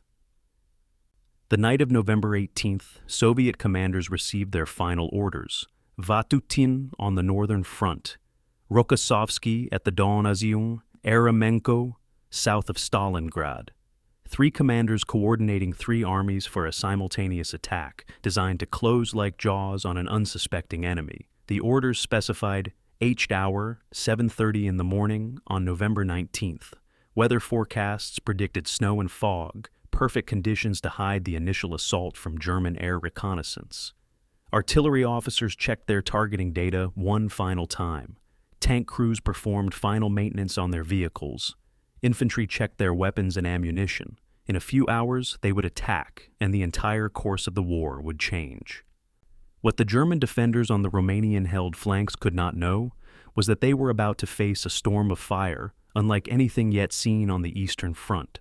Soviet artillery doctrine called for overwhelming concentration of fire on narrow breakthrough sectors, and Zhukov had assembled the guns to make it happen. Some sectors of the Romanian line would receive 40 guns per kilometer of front, firing in coordinated barrages that would turn defensive positions into moonscapes. The Romanians, brave soldiers poorly equipped and poorly supported, would face an assault designed to break far stronger armies than theirs. The deception had worked. The force was assembled. The orders were given. Soviet soldiers, many of them veterans of the long retreat from the border, many of them survivors of encirclements and massacres, many of them driven by rage at what the Germans had done to their country, waited in cold darkness for the signal to attack. They had learned from their defeats. They had rebuilt their armies. They had planned this operation with meticulous care, and they had done it all while the Germans remained fixated on Stalingrad's ruins, convinced that the Soviets were beaten. Tomorrow, November 19th, would be the day of reckoning. Tomorrow, the hidden sword would fall. November 19th, 1942, 7:30 in the morning, Don River, north of Stalingrad. The world ends in noise. 3,500 Soviet guns and rocket launchers open fire simultaneously on a 30-kilometer front, and the sound is less heard than the felt, a physical force that shakes the earth and ruptures eardrums. Romanian soldiers of Third Army, huddled in their trenches, experience 80 minutes of sustained bombardment that transforms their defensive positions into killing grounds. Shells fall in such density that the ground itself seems to liquefy. Communications trenches collapse. Bunkers cave in, burying men alive. The few Romanian survivors who would later be interviewed described it not as battle, but as natural disaster, an earthquake made of steel and high explosive. When the barrage lifts at 8:50 in the morning, Romanian Third Army has effectively ceased to exist as a coherent military formation. Soviet infantry and tanks advance through gaps blown in the defensive lines, and the northern pincer of Operation Uranus is in motion. The Soviet artillery barrage that opened Operation Uranus represented a quantum leap in Red Army capability. The concentration of firepower, 3,500 guns on 30 kilometers of front, created density of approximately 117 guns per kilometer in breakthrough sectors. By comparison, the heaviest German artillery preparations earlier in the war had rarely exceeded 80 guns per kilometer. Soviet doctrine called for this preliminary bombardment to destroy not just frontline positions, but also command posts, communication lines, and artillery positions in depth. The result was that Romanian Third Army lost the ability to coordinate its defense before Soviet infantry even began their assault. Romanian defenders, where they survived the barrage, fought with desperate courage against impossible odds. The 13th Romanian Infantry Division, holding the sector where Soviet forces achieved their deepest penetration, inflicted significant casualties on the initial Soviet assault waves. Romanian artillery, those batteries that survived the Soviet bombardment, fired until they ran out of ammunition or were overrun. Romanian officers led counterattacks knowing they were futile, but hoping to buy time for their flanking units to establish defensive positions. But courage without adequate weapons is simply slower death. Romanian anti-tank guns, designed to fight World War I-era light tanks, bounced shells off the sloped armor of Soviet T-34 medium tanks. Romanian machine gunners poured fire into advancing Soviet infantry and watched them keep coming, the numerical superiority so overwhelming that casualties barely slowed the advance. By noon, on November 19th, Soviet mobile forces had penetrated 30 kilometers beyond the original Romanian front line. Soviet 26th Tank Corps, commanded by Major General A.G. Rodan, was racing through the gap with over 100 T-34 tanks and mechanized infantry. The breakthrough had exceeded even optimistic Soviet projections. Romanian Third Army was not conducting an organized withdrawal. It was disintegrating. Entire battalions were surrendering after firing their ammunition. Other units simply fled, soldiers throwing away weapons and equipment as they ran. By the end of the first day, Romanian Third Army had lost 75,000 men, killed, wounded, or missing, approximately half its total strength. The army had been effectively destroyed in 16 hours. German response to the catastrophe revealed the inadequacy of available reserves and the command paralysis that results from assumptions being shattered. The nearest German armored formation was 48th Panzer Corps, positioned southwest of the breakthrough zone. 48th Panzer Corps, on paper a powerful formation, actually possessed 22 operational tanks, all that remained after months of combat. Corps Commander General Ferdinand Heim received orders to counterattack the Soviet penetration and stabilize the front. With 22 tanks, against 300 Soviet tanks supported by fresh infantry divisions. Heim's counterattack, launched on the afternoon of November 19th, lasted approximately 4 hours before 48th Panzer Corps was destroyed as an effective fighting force. Heim would later be relieved of command and nearly court-martialed for the defeat, blamed for a failure that was baked into the strategic situation months earlier. Soviet tank commanders received instructions that reflected lessons learned from previous offensives, bypass German strong points, and maintain the pace of advance. When Soviet 26th Tank Corps encountered German resistance at a village, the Corps commander ordered his tanks to drive around the village and continue south. German defenders in the village found themselves isolated, hundreds of kilometers behind Soviet lines. Their mission to stop the advance rendered irrelevant because the advance had simply flowed around them. This was blitzkrieg doctrine turned against its creators. Mobile warfare exploiting breakthrough rather than stopping to reduce every pocket of resistance. November 20th brought full comprehension of the disaster to German headquarters. 6th Army headquarters at Golubinsky received reports throughout the morning as the northern situation clarified. Soviet forces had penetrated over 60 kilometers beyond the original Romanian line. A Soviet tank corps were driving south toward Kalash and the Don River crossings. The entire northern flank of 6th Army's position had collapsed. Staff officers at 6th Army headquarters began conducting calculations. If Soviet forces reached Kalach, they would be in position to cut 6th Army's supply lines. If Soviet forces continued south from Kalach, they would be behind 6th Army. The word encirclement began appearing in staff discussions. spoken quietly, almost as if saying it aloud would make it real. Paulus's response to the crisis revealed both his strengths and fatal weaknesses as a commander. His strength was his ability to analyze situations methodically and plan carefully. His weakness was an inability to act decisively without authorization from higher headquarters. On November 20th, Paulus could see that Sixth Army was in danger of encirclement. The solution seemed obvious: withdraw from Stalingrad immediately, reorient the army westward, and attack the Soviet penetration before it could consolidate. Such a withdrawal would abandon all the ground purchased with 100,000 casualties over 3 months, but it would save the army. Paulus drafted a message to Army Group headquarters requesting permission to withdraw. Then he waited for a response. And waited.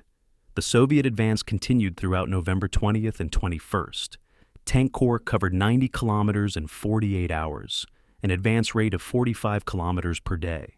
For context, this was faster than German armored spearheads had advanced during the invasion of France, faster than German forces had moved during the opening weeks of Operation Barbarossa. The Red Army had learned the lessons of mobile warfare and was applying them with devastating effectiveness.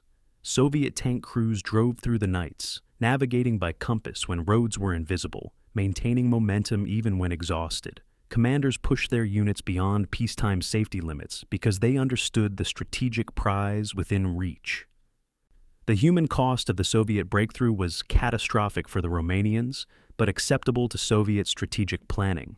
Soviet forces suffered approximately 30,000 casualties in the first 3 days of Operation Uranus's northern assault. These losses would have been unsustainable in a war of attrition, but this was not attritional warfare. This was maneuver warfare, and the losses were acceptable if the operation achieved its objective. Soviet commanders had calculated that even losing 100,000 men to trap German Sixth Army would be a favorable exchange. The math was cold but sound: destroy Sixth Army, and the entire southern wing of the German Eastern Front would collapse. By November 21st, advance elements of Soviet 26th Tank Corps were within 20 kilometers of Kalach. The northern pincer was approaching the Don River crossings that represented Sixth Army's lifeline to the rear. Soviet soldiers driving through the steppe were passing abandoned German supply dumps, overrun field hospitals, and columns of German rear echelon troops desperately trying to escape the encirclement. The advance had taken on the character of a rout, not a methodical offensive.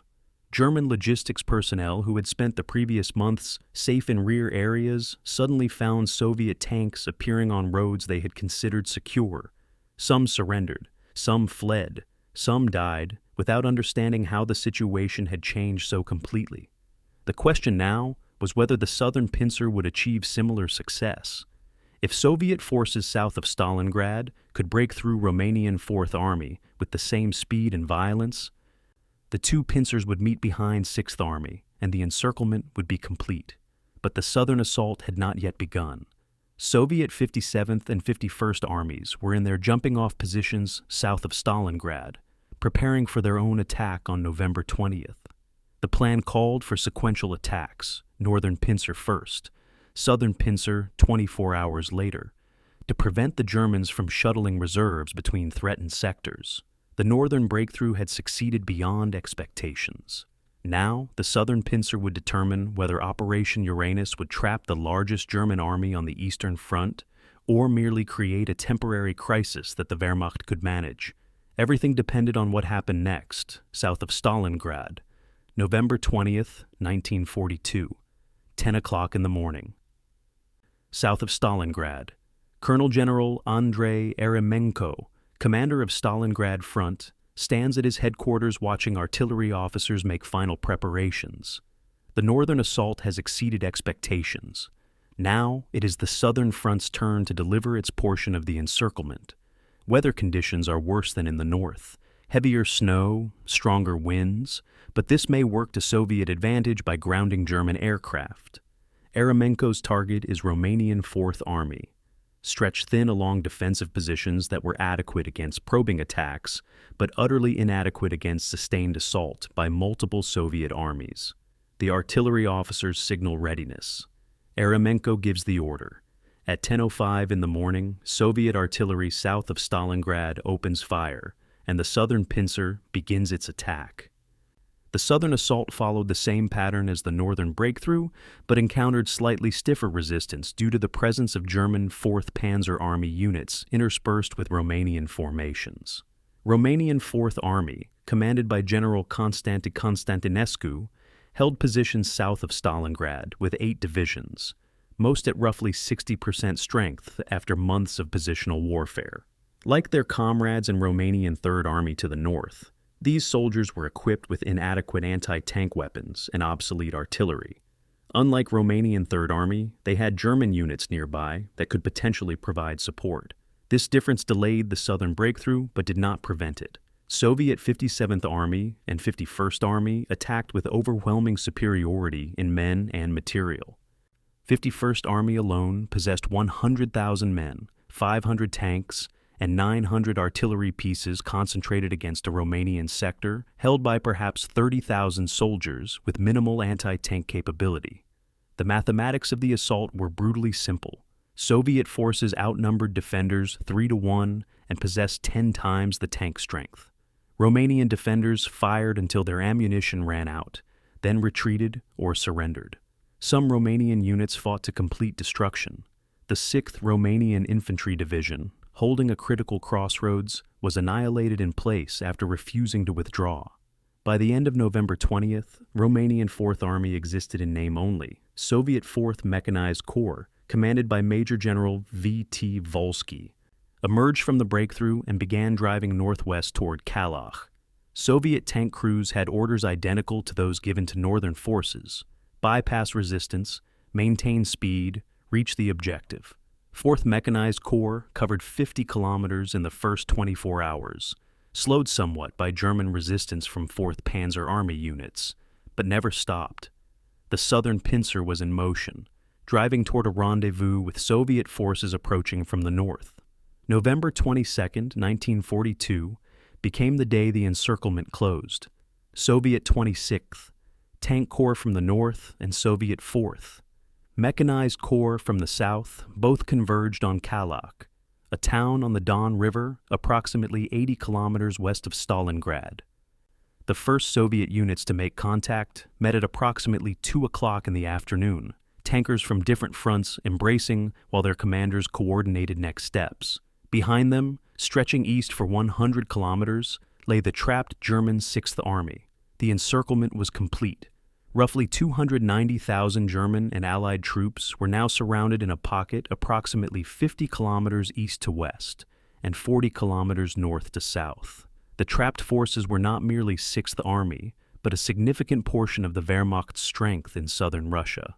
20 divisions of German 6th Army formed the corps: 8th, 11th, 71st, 76th, 79th, 94th, 113th, 295th, 305th, 389th, and 397th Infantry Divisions, 3 Panzer Divisions, 14th, 16th, and 24th, though these units possessed only a handful of operational tanks, 3 motorized divisions, several independent regiments and battalions.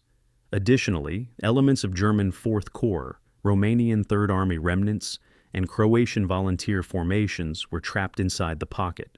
This was not just an army, but a substantial fraction of German combat power on the Eastern Front.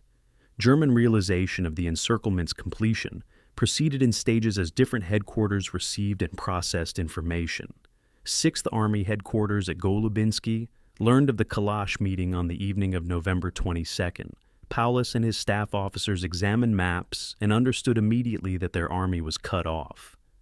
Supply lines severed, reinforcement routes blocked, the Don River crossings held by Soviet forces. Paulus convened his senior commanders and presented the situation.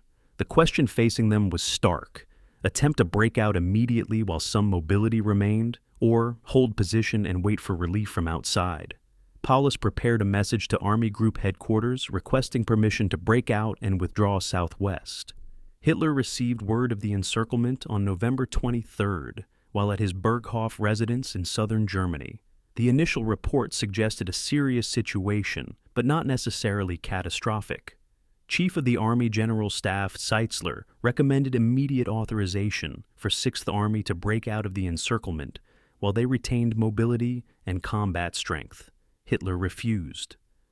The reasoning combined military calculation with political obstinacy.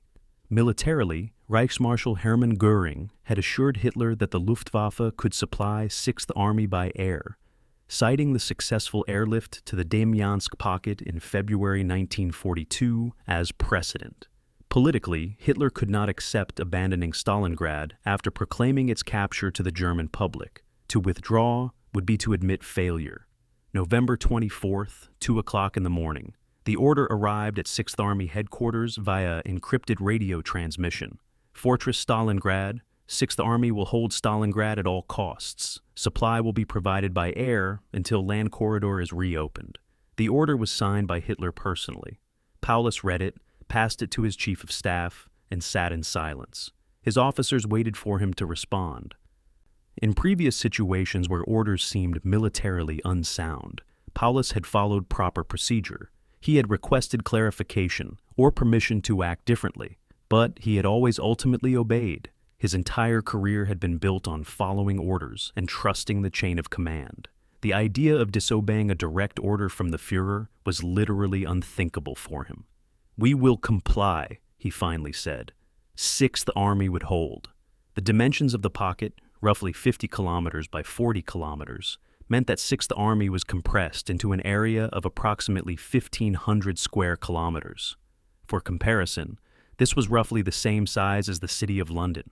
Into this space were crammed 290,000 men, their equipment, supply dumps, field hospitals, and all the infrastructure of a field army. The initial supply inventory revealed that Sixth Army possessed approximately 10 days' worth of food and ammunition at current consumption rates, assuming no resupply. Fuel stocks were lower, perhaps 5 days for minimal vehicle movement. Medical supplies were adequate for immediate needs, but would run out quickly once casualties mounted. The quartermaster reports made clear that even if the Luftwaffe delivered some supplies, the army could not survive indefinitely on airlift alone. Soviet forces immediately began fortifying the encirclement ring. Stalin's orders to his commanders were clear: contain the trapped Germans, prevent breakout attempts, begin reducing the pocket methodically. Soviet engineers laid minefields around the pocket's perimeter. Infantry divisions dug entrenchments and established strong points. Artillery registered fire on likely breakout routes. The encirclement ring was initially thin. In some places, only 2 Soviet divisions held sectors where 3 German divisions might attempt to break through, but it thickened daily as more Soviet units arrived. The strategy was to contain Sixth Army while assembling overwhelming force for its eventual destruction. The window for German breakout was narrow and closing rapidly. Military historians would later calculate that Sixth Army had perhaps 48 to 72 hours after the encirclement closed, when a coordinated breakout might have succeeded. The army still possessed fuel for limited movement, ammunition for several days of fighting, and enough combat strength to potentially punch through Soviet lines if everyone moved in the same direction. But a breakout required authorization that Hitler refused to give, and Paulus would not act without authorization. So the army remained in place, consuming supplies, waiting for relief that was being planned but not yet launched. Each day they waited, their capability diminished. Horses were slaughtered for food. Ammunition was expended fighting off Soviet probing attacks. Fuel was burned, keeping command vehicles running. The window closed. November 25th, 1942. General Erich von Manstein, Germany's most capable field commander, was appointed to command the newly created Army Group Dawn, with orders to relieve Sixth Army. Manstein was a brilliant operational commander, the architect of Germany's victory in France and numerous successes on the Eastern Front. If anyone could break the encirclement, it was Manstein. But he would need time to assemble forces, plan the operation, and launch the relief attempt. Time measured in weeks. Sixth Army would have to hold that long on whatever supplies the Luftwaffe could deliver. Everything now depended on Göring's promise that the Luftwaffe could supply an entire army by air. That promise was about to be tested. and it would be found catastrophically false. November 28, 1942, Potomnik Airfield, inside the Stalingrad pocket. Major Thiel of the Luftwaffe Transport Command watches his Ju-52 aircraft taxi to the unloading area, its 3 engines coughing in the cold.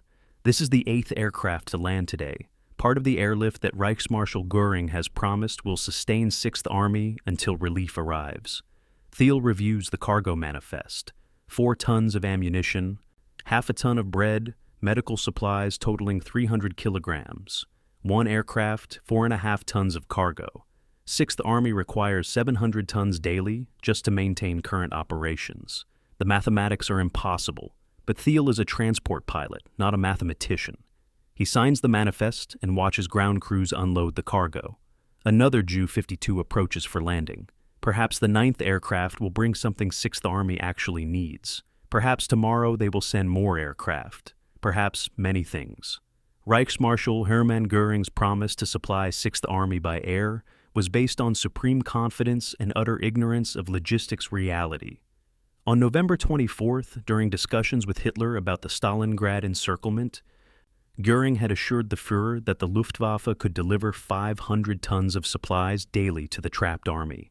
This figure, 500 tons, became the foundation for Hitler's decision to order 6th Army to hold rather than break out. Göring based his promise on one previous successful airlift, the Damiansk pocket in February 1942, where the Luftwaffe had sustained a trapped corps for several months.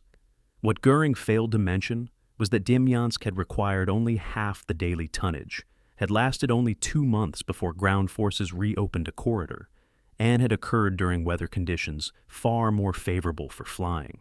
The actual logistics of supplying an army by air were nightmarish. 6th Army needed 700 tons of supplies daily, and this was a minimum figure calculated for bare survival rather than active operations. 500 tons would sustain life, but not combat capability.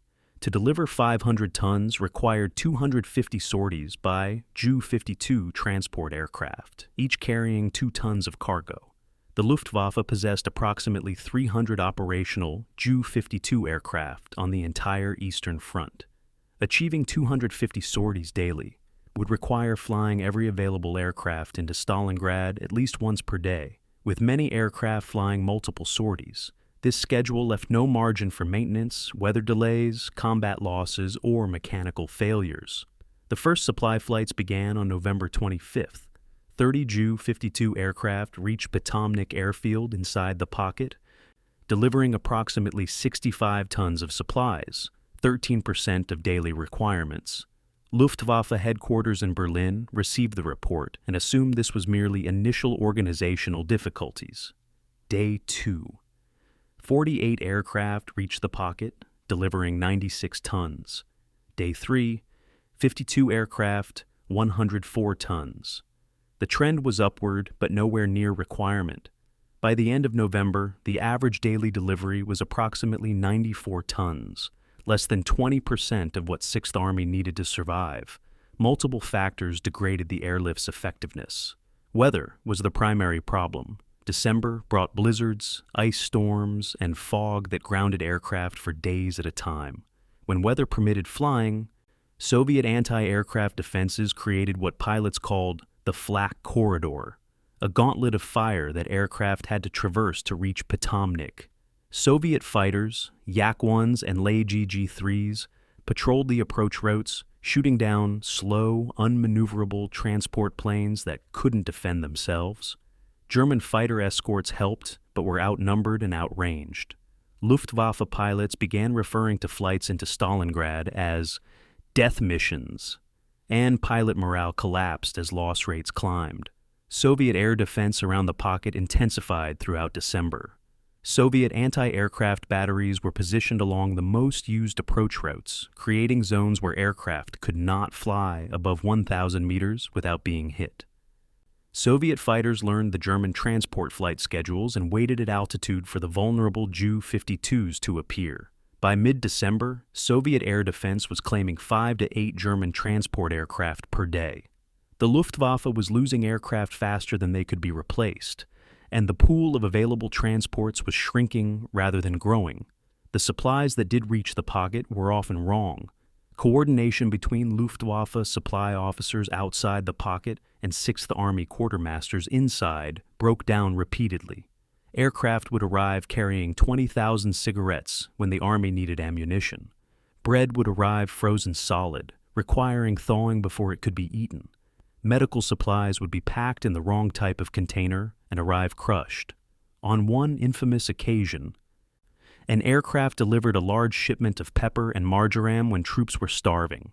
The disconnect between what was needed and what was sent reflected the chaos of attempting to sustain an army through an air corridor under constant attack. Soldier rations inside the pocket tell the story of slow starvation. November, 200 grams of bread per day. Adequate, but below peacetime standards. December 15th. Rations reduced to 100 grams of bread per day, supplemented by whatever horse meat was available. January. Rations reduced again to 75 grams of bread per day. A human being requires approximately 1,500 calories daily to maintain body weight and 2,000 calories to perform physical labor. German soldiers in the pocket were receiving approximately 700 calories per day by January. Starvation was not approaching. It had arrived. Horses became a primary food source by late December. Sixth Army had brought 40,000 horses into the pocket for transport and artillery traction. By mid-December, these horses were being slaughtered for meat at a rate of hundreds per day. Horse slaughter squads operated like small factories, killing animals, butchering them, and distributing the meat to units. The meat was tough and provided limited nutrition, but it was protein. By January 15th, all horses in the pocket had been consumed. After that, there was nothing. The January 16th Soviet offensive that captured Potomnik airfield dealt the final blow to the airlift. Potomnik had been the primary airfield inside the pocket, capable of handling large numbers of aircraft simultaneously.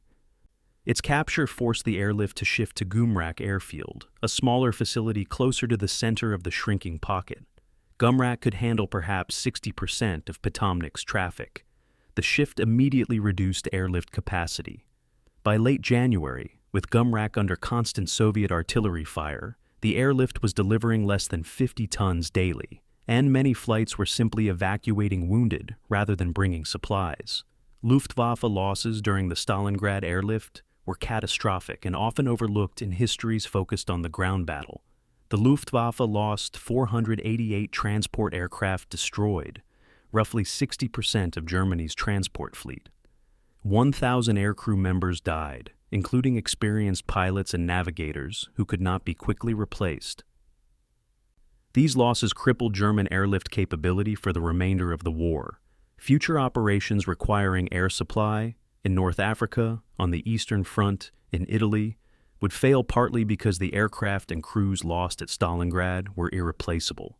The airlift's failure was mathematically inevitable from the moment Göring made his promise. The numbers never added up.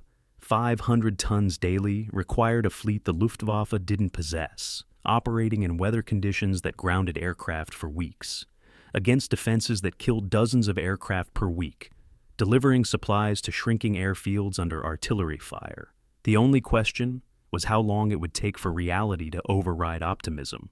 The answer was about 3 weeks. By mid-December, everyone involved knew the airlift was failing. But admitting failure meant admitting Sixth Army was doomed, and that admission couldn't be made because Hitler had staked his prestige on holding Stalingrad. So, the flights continued. Aircraft and crews sacrificed to maintain the fiction that relief was coming and supply was adequate. The air bridge to nowhere led only to death. December the 20th, 1942. Sixth Army Divisional Headquarters inside the pocket.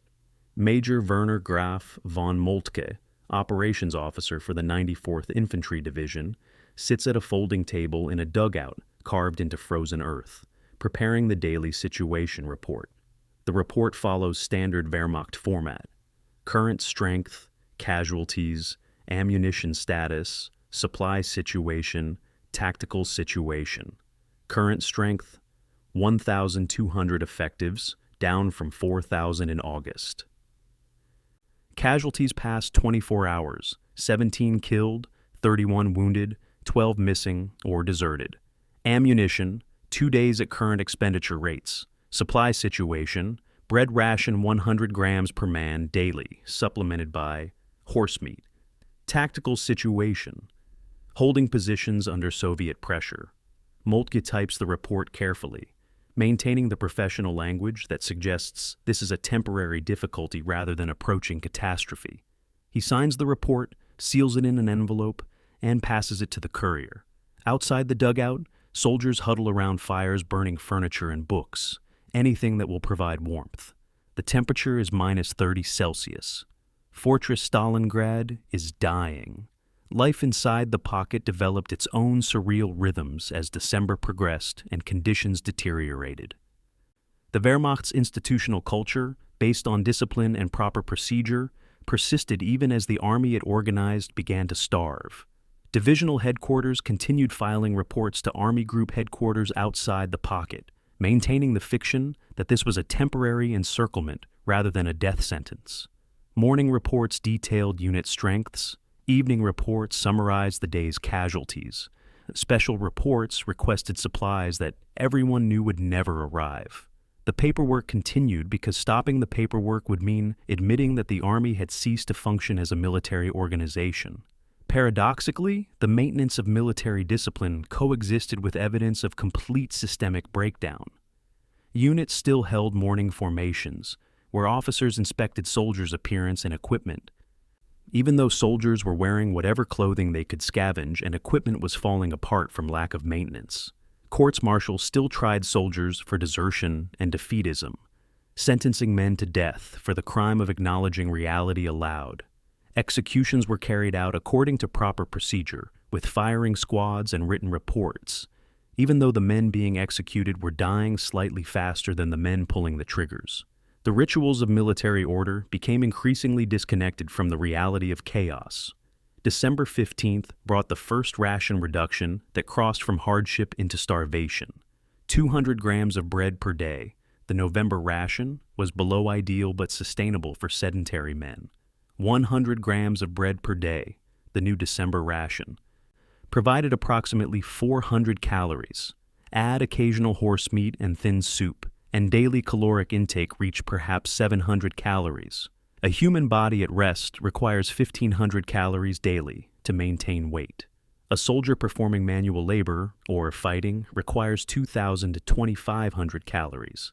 At 700 calories daily, the human body begins consuming its own muscle tissue for energy. Starvation was no longer approaching. It had arrived and was killing men as surely as Soviet bullets. The procurement and distribution of food created a hierarchy of survival. Officers and staff personnel, with access to headquarters supplies and the ability to direct food distribution, ate somewhat better than frontline troops. Frontline infantry, actually fighting and thus burning more calories, received smaller rations because they were further from supply centers. Wounded soldiers in field hospitals received priority for what little protein was available, but priority meant perhaps one small piece of horse meat every other day. Soldiers began searching corpses for food, discovering that dead men sometimes had crusts of bread in their pockets or packets of sugar they had hoarded. The dead became resources. Medical conditions deteriorated in parallel with food supplies. By January 1st, 6th Army medical personnel reported 64,000 sick and wounded soldiers inside the pocket. Morphine supplies were exhausted, meaning amputations and surgeries were performed without anesthesia, patients biting leather straps or pieces of wood while surgeons worked. Bandages were in such short supply that they were removed from dead soldiers, boiled to sterilize them, and reused. Antibiotics were almost completely unavailable, so even minor wounds became infected. An infection usually meant death. Doctors began performing triage not based on who could be saved with treatment, but on who might survive without treatment, because treatment was often unavailable anyway. Frostbite became epidemic. Temperatures inside the pocket ranged from -20 to -35°C throughout December and January. German winter clothing, which had arrived at only 40% of requirement before the encirclement, was completely inadequate. Soldiers wrapped their feet in paper and straw, trying to prevent frostbite, and still lost toes and feet to freezing. Some men had all 10 toes amputated, leaving them unable to walk. Field hospitals reported that frostbite casualties outnumbered combat casualties by a ratio of 5 to 1. Entire battalions became immobilized as soldiers literally could not march because their feet were frozen. The psychological state of soldiers inside the pocket evolved from confidence to resignation to nihilism. November letters home had been optimistic, expressing confidence that relief would arrive soon. December letters grew darker, acknowledging that relief was uncertain and conditions were worsening. By January, many soldiers stopped writing entirely, either because they believed they would not survive or because they had nothing left to say. Censors reading outgoing letters reported that themes of death, cold, and hunger dominated.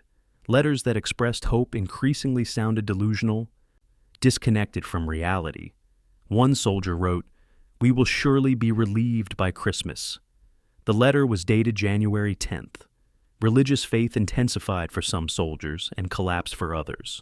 Field chaplains reported that more soldiers attended services in December than in any previous month, men seeking comfort or meaning in ritual. Other soldiers abandoned faith entirely, unable to reconcile a benevolent God with the suffering they witnessed daily. One chaplain wrote in his diary, "I held a Christmas service in a bunker. 40 men attended. I spoke of hope and salvation. Afterward, a sergeant asked me where God was in this place. I had no answer that satisfied him or myself." Christmas, 1942. Inside the pocket was an exercise in collective delusion. Officers organized Christmas celebrations with whatever materials were available. Trees were improvised from branches. Decorations were made from colored paper and parachute silk. Some units received special rations for Christmas, perhaps 50 additional grams of bread, a small portion of canned meat, a cigarette. These celebrations, meticulously planned and executed, existed in surreal contrast to the reality that the men celebrating were starving and surrounded. Photographs from Christmas 1942 inside the pocket show soldiers singing carols in bunkers decorated with handmade ornaments, smiling for the camera while their bodies consumed themselves.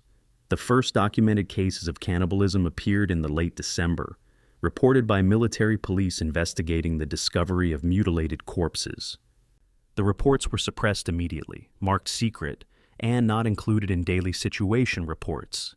Wehrmacht culture could acknowledge starvation, could acknowledge desperation, but could not acknowledge that German soldiers were eating dead comrades. The reports existed in files that would not be discovered until after the war. How widespread the practice became is unknown. The silence around it suggests it was more common than the few documented cases indicate. Social bonds within units provided some resistance to complete breakdown. Soldiers shared food with comrades even when sharing meant they themselves went hungry. Veterans protected newer replacements, showing them how to survive. Officers sometimes gave their rations to enlisted men, though this gesture was often performative rather than sustaining. But these acts of solidarity were acts of defiance against the reality that everyone was dying, just at different rates. The pocket had become a concentration camp, where the inmates wore Wehrmacht uniforms and maintained military discipline while they starved. It was Fortress Stalingrad, and the fortress was a tomb. December 19th, 1942. The Mishkova River, 48 kilometers southwest of the pocket. Oberst Hasso von Manteuffel stands in the cupola of his Panzer IV, watching his battalion advance towards Soviet positions, defending the river crossing. This is the spearhead of Operation Winter Storm, Field Marshal von Manstein's relief operation to break through to Sixth Army. 4th Panzer Army has been attacking northeast for 7 days, fighting through successive Soviet defensive lines, and now they are within 48 kilometers of the pocket, close enough that on clear days, German officers can see the smoke of battle inside the pocket on the horizon. Manteuffel's orders are to cross the Mishkova and continue the advance. Behind him, 230 tanks represent the strongest concentration of armor the Wehrmacht can assemble on this sector. Ahead, an unknown number of Soviet tanks and anti-tank guns wait in prepared positions. The relief operation has come within 1 day's march of success. it will get no closer. Field Marshal Erich von Manstein was arguably the most capable operational commander in the Wehrmacht, a strategic thinker who understood maneuver warfare at a level few of his peers achieved. When Hitler appointed him to command Army Group Dawn in late November, with orders to relieve Sixth Army, Manstein immediately grasped the operational problem. Soviet forces had created an encirclement that was rapidly solidifying. Any relief operation would have to break through multiple defensive lines, while Soviet forces attempted to destroy the pocket from inside. Speed was essential. Every day of delay allowed the Soviets to strengthen their defenses and allowed Sixth Army's combat power to atrophy. Manstein needed forces, and he needed them immediately. The forces available for Operation Winter Storm were inadequate, but represented the maximum the Wehrmacht could scrape together on the southern front. 4th Panzer Army, commanded by General Hermann Hoth, would conduct the main relief attack from positions southwest of the pocket. The attack force included 3 German divisions and several Romanian divisions, totaling approximately 30,000 German troops and 230 operational tanks. By Wehrmacht standards of earlier in the war, this was a significant strike force. By the standards of what was required, it was barely sufficient. Manstein calculated that 4th Panzer Army could penetrate to within 30 to 40 kilometers of the pocket, but 6th Army would have to break out and link up with the relief force to complete the operation. Operation Winter Storm launched on December 12th. 4th Panzer Army attacked northeast, initially making good progress against surprised Soviet defenders. The first day's advance covered 20 kilometers. Soviet resistance stiffened on the second day as reinforcements arrived, but German forces continued pushing forward. By December 18th, the relief force had advanced to the Mishkova River, less than 50 kilometers from 6th Army's positions. For a brief moment, relief seemed possible. German tank crews could see smoke on the horizon, could imagine breaking through to their trapped comrades. Manstein sent messages to Paulus. Prepare for breakout operation. Coordinate with relief force. Be ready to move. Paulus faced an impossible decision. Manstein's plan required 6th Army to attack southwest toward the relief force, breaking through Soviet encirclement lines and linking up with 4th Panzer Army. Such an operation would require abandoning Stalingrad, abandoning all heavy equipment that couldn't be transported, and marching approximately 50 kilometers through Soviet-held territory in winter conditions. 6th Army had fuel for perhaps 20 kilometers of movement. Horses were mostly gone, killed for food, so artillery would have to be abandoned. Ammunition was limited, and most critically, Hitler's orders explicitly forbade abandoning Stalingrad. Paulus requested clarification from higher headquarters. Could he break out to meet the relief force? The request went up the chain of command to Hitler. Hitler's response encapsulated the strategic paralysis that would doom 6th Army. The Führer refused to authorize a breakout. His reasoning combined military concerns with political obstinacy. Militarily, breaking out of Stalingrad meant abandoning the entire southern wing of the Eastern Front. German forces in the Caucasus would have to retreat to avoid being cut off. The front line would collapse westward hundreds of kilometers. Politically, Hitler could not accept the propaganda disaster of abandoning Stalingrad after announcing its capture. The December 18th order to Paulus was unambiguous. Hold current positions. Relief force will reach you. Maintain Fortress Stalingrad.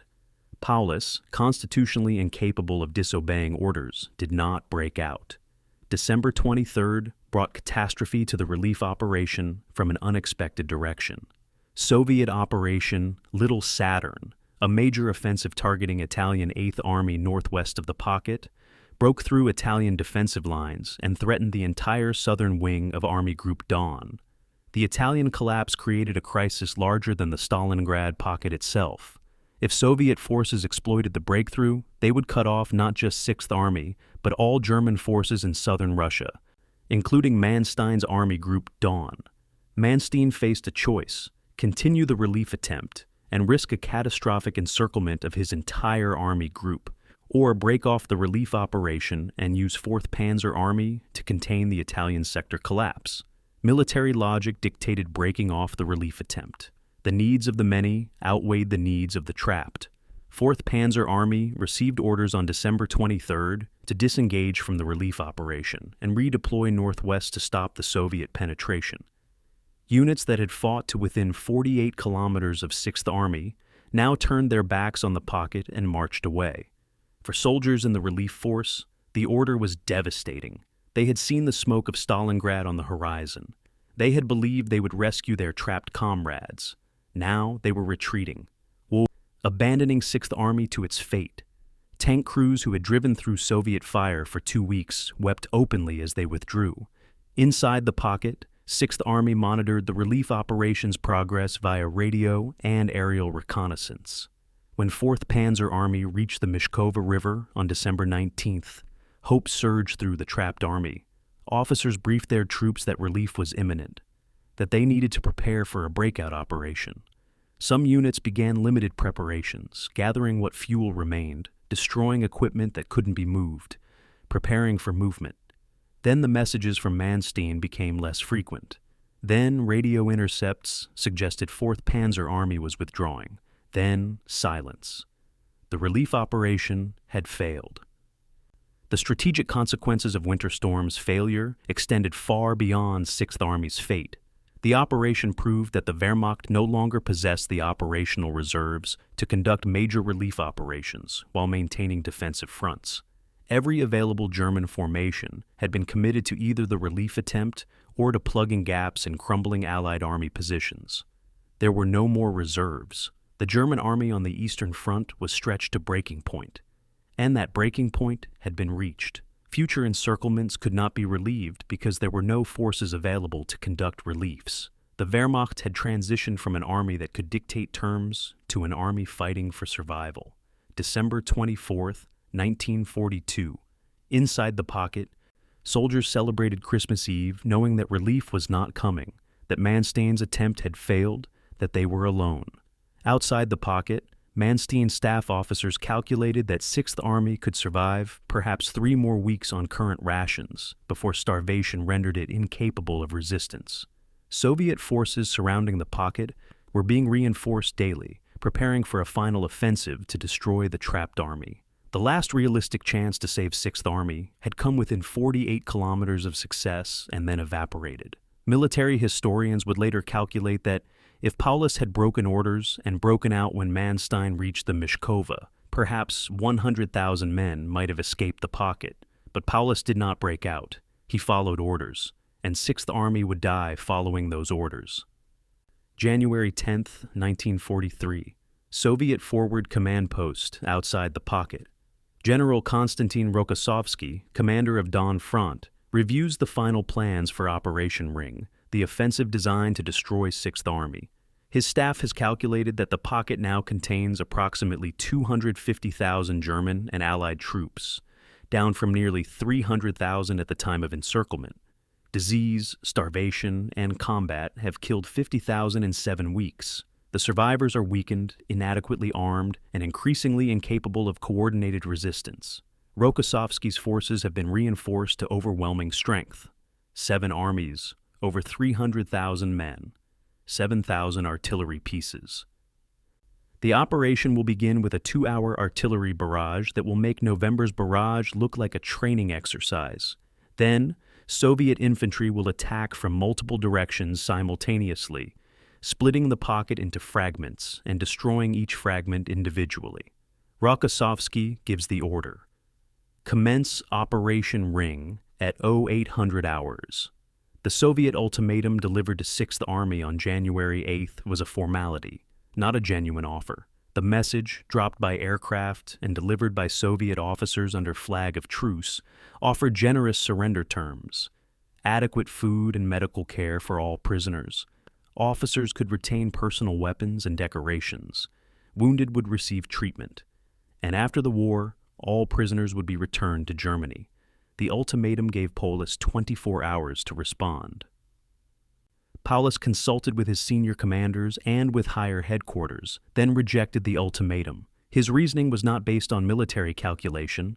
Everyone knew the army was doomed, but on orders from Hitler forbidding surrender. Wehrmacht tradition held that German field marshals did not surrender. To do so would be dishonorable. So Paulus rejected the terms, and Operation Ring proceeded. January 10th, 0800 hours.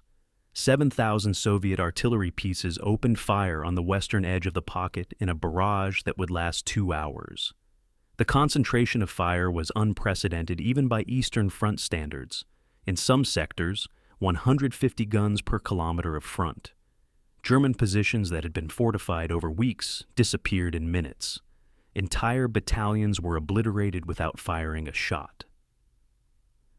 The barrage destroyed communication lines, collapsed bunkers, and killed thousands before Soviet infantry advanced. When the barrage lifted, Soviet assault formations moved forward against defenders who were already broken. The Soviet assault made rapid progress against resistance that was determined but ultimately futile. German units fought from prepared positions with the desperation of men who knew they were dying regardless. Some strong points held for hours or even days against overwhelming odds. But Soviet forces had the manpower to bypass resistance and continue the advance, isolating German strongpoints that would be reduced later. The pocket, initially 50 kilometers by 40 kilometers, began to shrink as Soviet forces pushed inward from multiple directions. 5 kilometers gained the first day. 8 kilometers the second day. The pocket was being compressed like a vice. January 16th brought the loss of Potomnik airfield, the main supply lifeline for Sixth Army. Soviet forces overran the airfield after intense fighting, capturing or destroying the aircraft on the ground and ending the already inadequate airlift. The airlift shifted to Gumrak, a smaller field closer to the center of the pocket, but Gumrak's capacity was perhaps 60% of Potomnik's.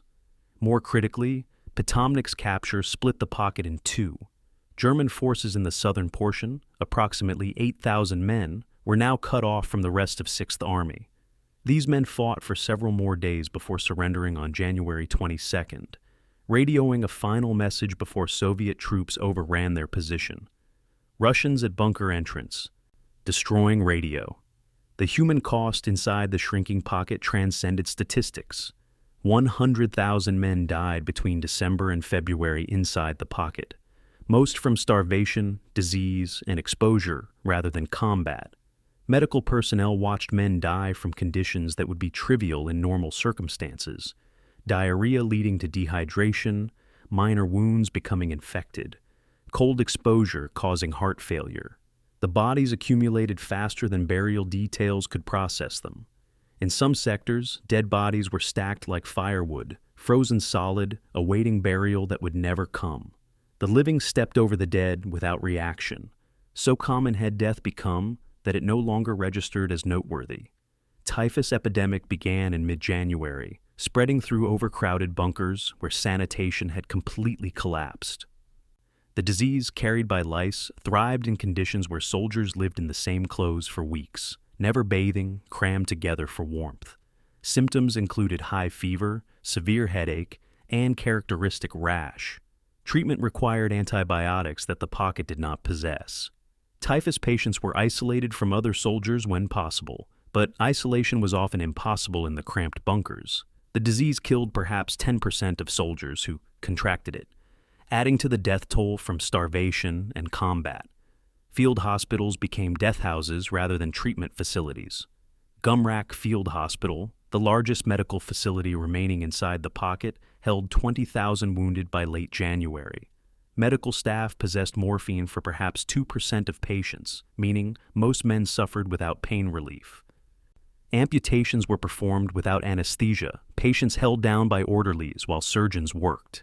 The wounded who could not walk were left on the airfield when Gumrak fell, abandoned because there was no transport and no possibility of evacuation. These men, 20,000 wounded soldiers, were captured by Soviet forces, but most were so badly wounded that they died in Soviet captivity within weeks. German resistance varied dramatically by unit and sector. Some battalions fought to complete annihilation, refusing surrender even when surrounded and out of ammunition. The 11th Corps in the northern pocket fought until February 2nd, resisting long after the southern pocket had collapsed. Individual company commanders made decisions about surrender based on their assessment of their men's condition. Some officers led their surviving troops into Soviet lines under white flags. Others shot themselves rather than surrender. Still others fought until Soviet troops overran their positions and forced surrender at gunpoint. There was no unified German response because the army had fragmented into isolated pockets with minimal coordination. January 30th brought a piece of theater from Berlin that revealed how completely German high command had detached from reality. Hitler promoted Paulus to the rank of field marshal, making him the youngest field marshal in Wehrmacht history. The promotion was transmitted via radio to Paulus inside the pocket. The message was clear: German field marshals do not surrender. The promotion was Hitler's way of ordering Paulus to commit suicide rather than be captured. Paulus understood the message, but he did not comply. Within 24 hours, he would be in Soviet captivity, the first German field marshal ever captured in battle. The promotion that was meant to ensure his death instead highlighted his capture. The final days inside the pocket saw military discipline collapse completely in some sectors while persisting in others. Some units maintained formation and order until the end, conducting roll call and following orders even as they died. Other units fragmented into groups of desperate men seeking only to survive. Desertions increased dramatically as soldiers slipped away from their units to surrender individually rather than wait for organized capitulation. Courts-martial still sentenced deserters to death, and execution squads still carried out sentences. But the executioners and the executed were dying at similar rates, rendering the whole procedure meaningless. February 1st, 1943. Soviet troops surrounded the basement of Univermag department store in central Stalingrad, where Paulus had established his final command post. Lieutenant Fyodor Yelchenko of the Soviet 38th Motorized Rifle Brigade descended into the basement and found Paulus with his staff, waiting. Paulus, gaunt and exhausted, formally surrendered. He handed over his sidearm and personal effects. Soviet commanders treated him with professional courtesy, offering him tea and a meal, the first adequate meal he had eaten in weeks. Paulus's surrender did not end the fighting immediately. Holdouts in the northern pocket continued resisting until February 2nd, when the last German units surrendered. Sixth Army had ceased to exist. January 31st, 1943, 9:30 in the morning, Univermag department store basement, Stalingrad. General Friedrich Paulus sits on a metal folding chair, his uniform filthy but his posture erect, maintaining dignity in defeat. Soviet Lieutenant Fyodor Yelchenko has just accepted his surrender, and now Paulus waits as Soviet officers secure the area and escort his staff upstairs. He knows what this moment means. He is the first German field marshal captured alive in battle, a violation of Wehrmacht tradition so profound that it will reverberate through German military culture. Hitler promoted him to field marshal yesterday, clearly expecting him to commit suicide rather than surrender, following the supposed code that German field marshals never fall into enemy hands. Paulus chose survival instead, a decision that will haunt him and shape how history remembers him.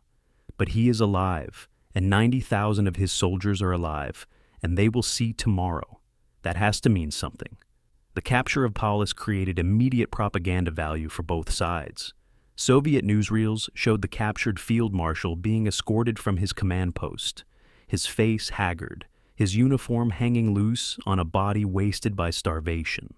Soviet propaganda emphasized the contrast, the mighty German army reduced to this. German propaganda faced a more difficult task: how to spin the capture of a field marshal. Initially, German radio announced that Paulus had fallen defending his command post, implying he had died heroically. When photographs surfaced showing Paulus alive in captivity, German propaganda shifted to claiming he had lost his mind. That capture had rendered him mentally incompetent. Neither narrative could erase the fundamental reality that Germany's most elite army had surrendered. The surrender proceeded in stages over 4 days. Paulus's surrender on January 31st applied only to forces in the southern pocket, approximately 50,000 men. The northern pocket, commanded by General Karl Strecker of 11th Corps, refused to surrender and continued fighting. Soviet forces resumed their assault on February 1st, compressing the northern pocket to an area measuring less than 10 square kilometers.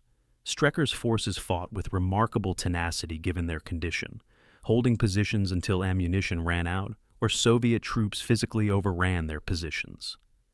The last German radio transmission from the northern pocket came on February 2nd.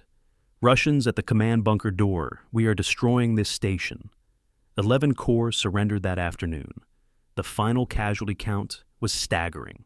Sixth Army had entered the battle in August with approximately 270,000 men. 91,000 survived to become prisoners of war, including 22 generals and 1 field marshal. This meant approximately 180,000 had died, some in combat during the advance and urban battle, most from starvation, disease, and exposure inside the pocket. Additionally, Romanian, Italian, Croatian, and Hungarian units attached to Sixth Army suffered perhaps 20,000 casualties. The total Axis losses for the entire Stalingrad campaign, including the Encirclement battle and the destruction of Allied armies, reached approximately 841,000 killed, wounded, and captured. It was the largest German military disaster of the war to that point. Soviet casualties were even higher in absolute numbers, but more sustainable in strategic terms. The Red Army lost approximately 1,129,619 men killed, wounded, and missing during the entire Stalingrad campaign from July 1942 through February 1943. This toll included the defense of the city, the encirclement operation, and the destruction of the pocket. Soviet casualties were horrific, but the Soviet Union could replace these losses. Germany could not replace Sixth Army. The mathematics of attrition favored the Soviets simply because they had more men to lose. The fate of German prisoners became one of the war's great tragedies. Of 91,000 men captured in early February, only about 5,000 ever returned to Germany. Most died in Soviet captivity within months of capture. The reasons were multiple. They were already starving when captured. Soviet logistics were barely adequate to feed their own troops, much less 90,000 prisoners. Typhus and dysentery epidemied through prison camps, and winter weather killed men whose bodies had no reserves left. Soviet treatment of prisoners varied from relatively humane to deliberately cruel, but even humane treatment couldn't save men who were already dying from starvation. Most Stalingrad prisoners died in 1943 and 1944 before Germany's defeat, meaning they survived the battle only to die in captivity. Hitler's reaction to Paulus's surrender was rage mixed with incomprehension. The Führer had expected Paulus to commit suicide when continued resistance became impossible. German military tradition supposedly held that capture was dishonorable for senior officers who had the option of death. Hitler saw Paulus's surrender as personal betrayal. In conversations with his staff, Hitler speculated that Paulus had been weakened by suffering, had lost his mind, had been drugged by the Soviets.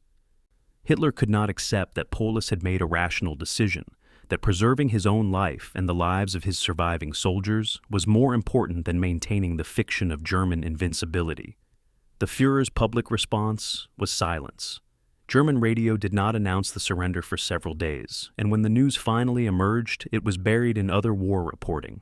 The German public reaction to Stalingrad was complex. Many Germans had relatives or friends in Sixth Army and had been following the battle anxiously. Government propaganda had maintained that the trapped army would be relieved, that victory was still possible. The surrender shattered these illusions. Some Germans reacted with shock and grief. Others, particularly those who had lost loved ones in the battle, reacted with anger at the leadership that had wasted so many lives. The Nazi regime declared 3 days of national mourning. Theaters and entertainment venues closed, but the mourning was as much for the collapse of invincibility mythology as for the dead soldiers. Stalingrad was Germany's first unambiguous catastrophic defeat, and the psychological impact was profound. The Soviet propaganda exploitation of Stalingrad was immediate and effective. Soviet newsreels showed German prisoners marching east in long columns, their faces hollow, their uniforms ragged. The images were broadcast throughout the Soviet Union and shown to partisan groups and resistance movements in occupied territories. The message was clear: the invincible Wehrmacht was neither invincible nor unstoppable. Soviet morale, battered by 2 years of defeats and retreats, surged. Soldiers who had survived the terrible summer of 1942 now saw proof that Germany could be beaten. The victory at Stalingrad didn't just change the military balance, it changed Soviet psychology from defensive to offensive. Paulus himself became a symbol whose meaning would evolve. Initially, he was a captured enemy general, useful for propaganda. But after the July 1944 assassination attempt on Hitler, Paulus made a decision that split his reputation forever. He joined the German officers' anti-Nazi movement in Soviet captivity and began making radio broadcasts calling for Germany to surrender. Some saw this as pragmatic recognition that the war was lost and further fighting was pointless. Others saw it as treason, collaboration with the enemy. Paulus would spend 10 years in Soviet captivity before being allowed to return to East Germany, where he lived quietly until his death in 1957, a man haunted by the army he had lost. The captured German generals provided Soviet intelligence with detailed information about Wehrmacht organization, tactics, and planning. Interrogations of senior officers revealed German military thinking, weak points in German defensive doctrine, and insights into Hitler's decision-making process. This intelligence would prove valuable in planning future Soviet offensives. The generals also represented a powerful propaganda tool. Soviet photographers documented their captivity, showing German field marshals and corps commanders in shabby prison camp conditions, a visual demonstration of Germany's declining fortunes. February 4th, 1943. Soviet cameramen filmed long columns of German prisoners marching east along frozen roads. The footage showed men barely able to walk, leaning on each other for support, wrapped in inadequate clothing, their faces showing the hollowness of extreme starvation. This was the Sixth Army, the elite formation that had crushed France and driven deep into Russia. Now they were prisoners shuffling toward camps where most would die. The columns stretched for kilometers, 90,000 men who had survived the battle but would not survive its aftermath. The twilight of the gods was complete. The myth of German invincibility died in the ruins of Stalingrad, and these walking corpses were the final proof. February 3rd, 1943. Berlin. German radio announces 3 days of national mourning for Sixth Army. All entertainment programs are canceled, theaters close, music that plays is somber and classical. The announcements speak of heroic resistance and tragic sacrifice, carefully avoiding the word surrender, or acknowledging that 91,000 German soldiers are now prisoners. Joseph Goebbels drafts a proclamation that transforms military disaster into a martyrdom narrative. Sixth Army died so that Germany might live, their sacrifice buying time for the fatherland to prepare new defenses. The German public, reading between the propaganda lines, understands that something fundamental has changed. The war that was supposed to end in quick victory has become a war of attrition that Germany is losing. Stalingrad is not just a defeat. It is the moment when the future became visible, and the future was catastrophe. The total casualties from the Stalingrad campaign exceeded 841,000 Axis soldiers killed, wounded, or captured. This number included not just Sixth Army, but also Italian Eighth Army, Romanian Third and Fourth Armies, Hungarian Second Army, and various German units committed to relief operations. To put this in perspective, the United States would suffer approximately 400,000 total military deaths during all of World War II. The Axis lost more than twice that many men in a single 5-month campaign. Equipment losses were similarly staggering: 900 aircraft, 1,500 tanks, 6,000 artillery pieces. This represented approximately 10% of Germany's total Eastern Front strength eliminated in one battle. The strategic consequences rippled outward from Stalingrad across the entire German war effort.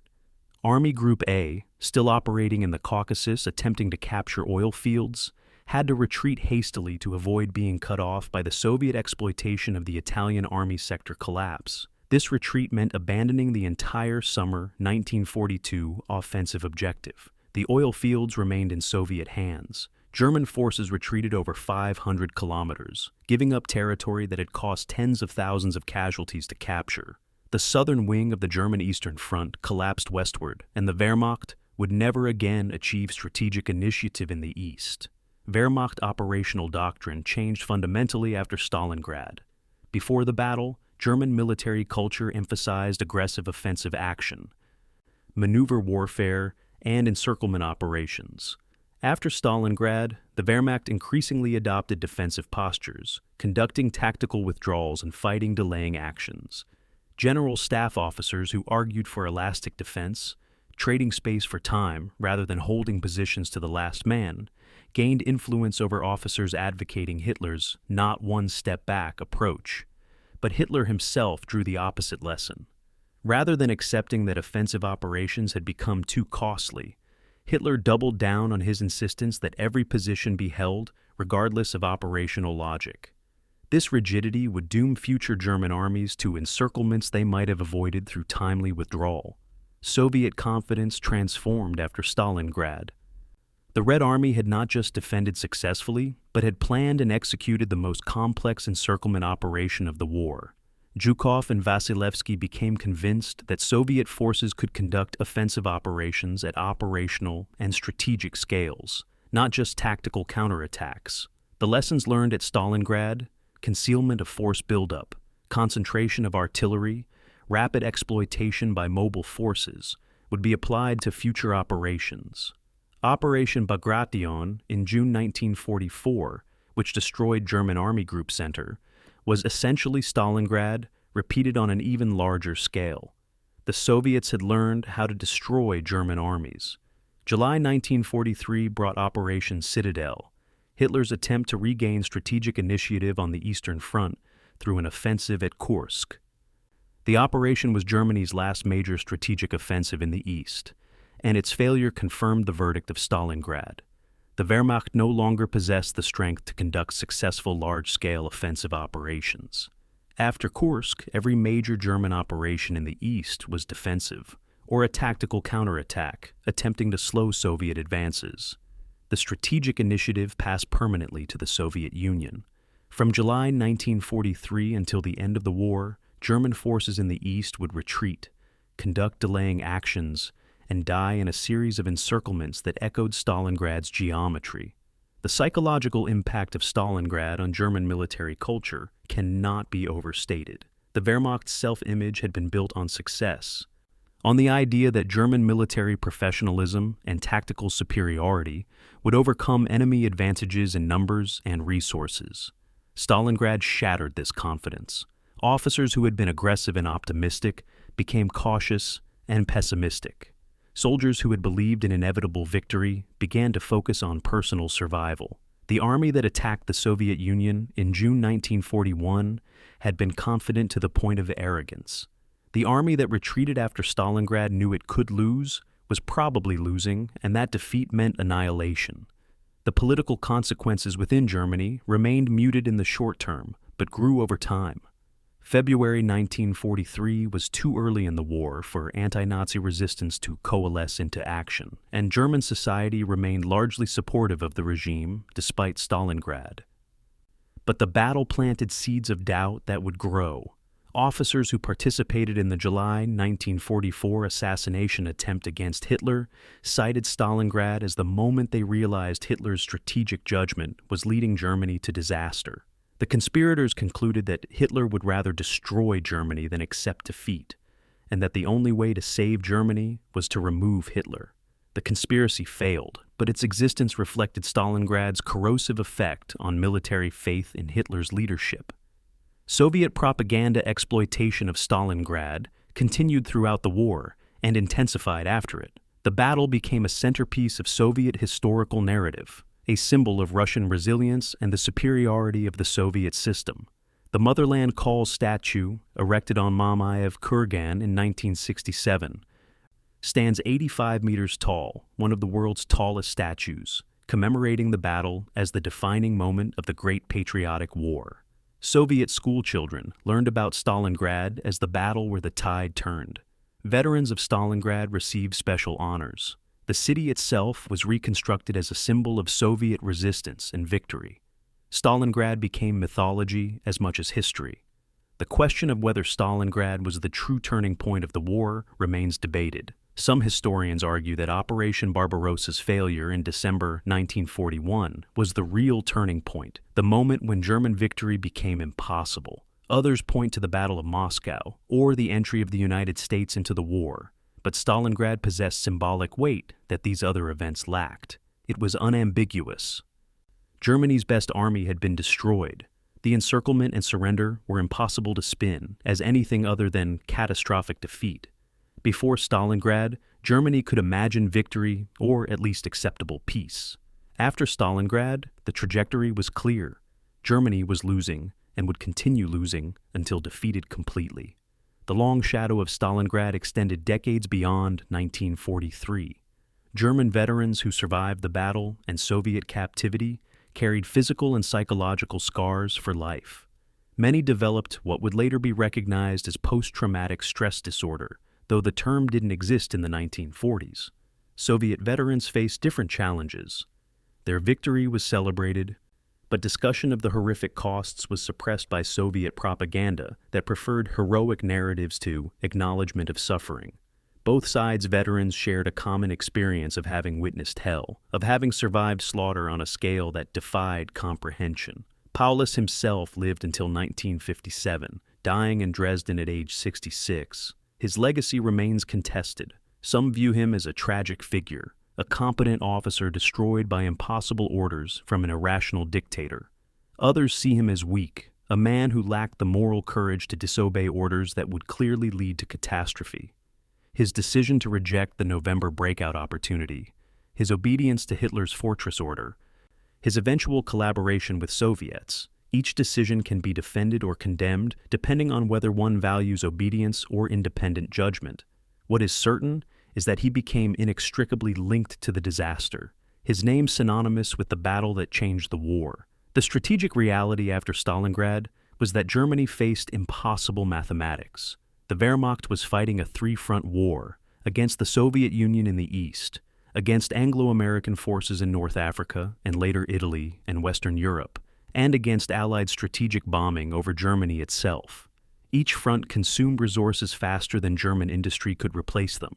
Stalingrad demonstrated that Germany could no longer achieve decisive victories large enough to change the strategic balance.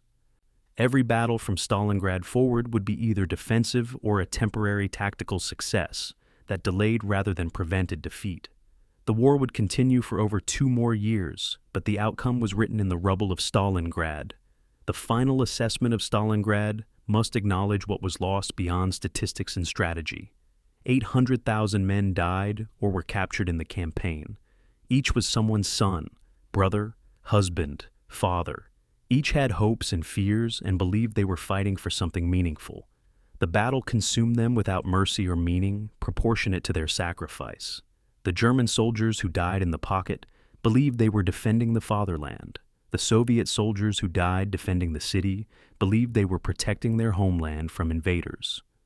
Both were correct in their way, but the leadership decisions that created the battle, Hitler's obsession with symbolism over strategy, Stalin's willingness to sacrifice armies to achieve strategic objectives, treated soldiers as resources to be expended rather than human beings to be valued.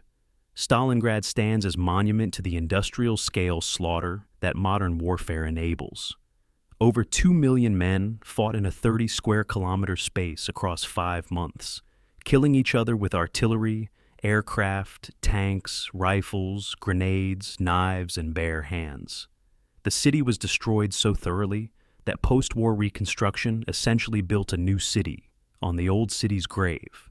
The ruins absorbed German Sixth Army and Soviet 62nd Army, dissolved them both, and created survivors who would carry the memory of horror for the rest of their lives.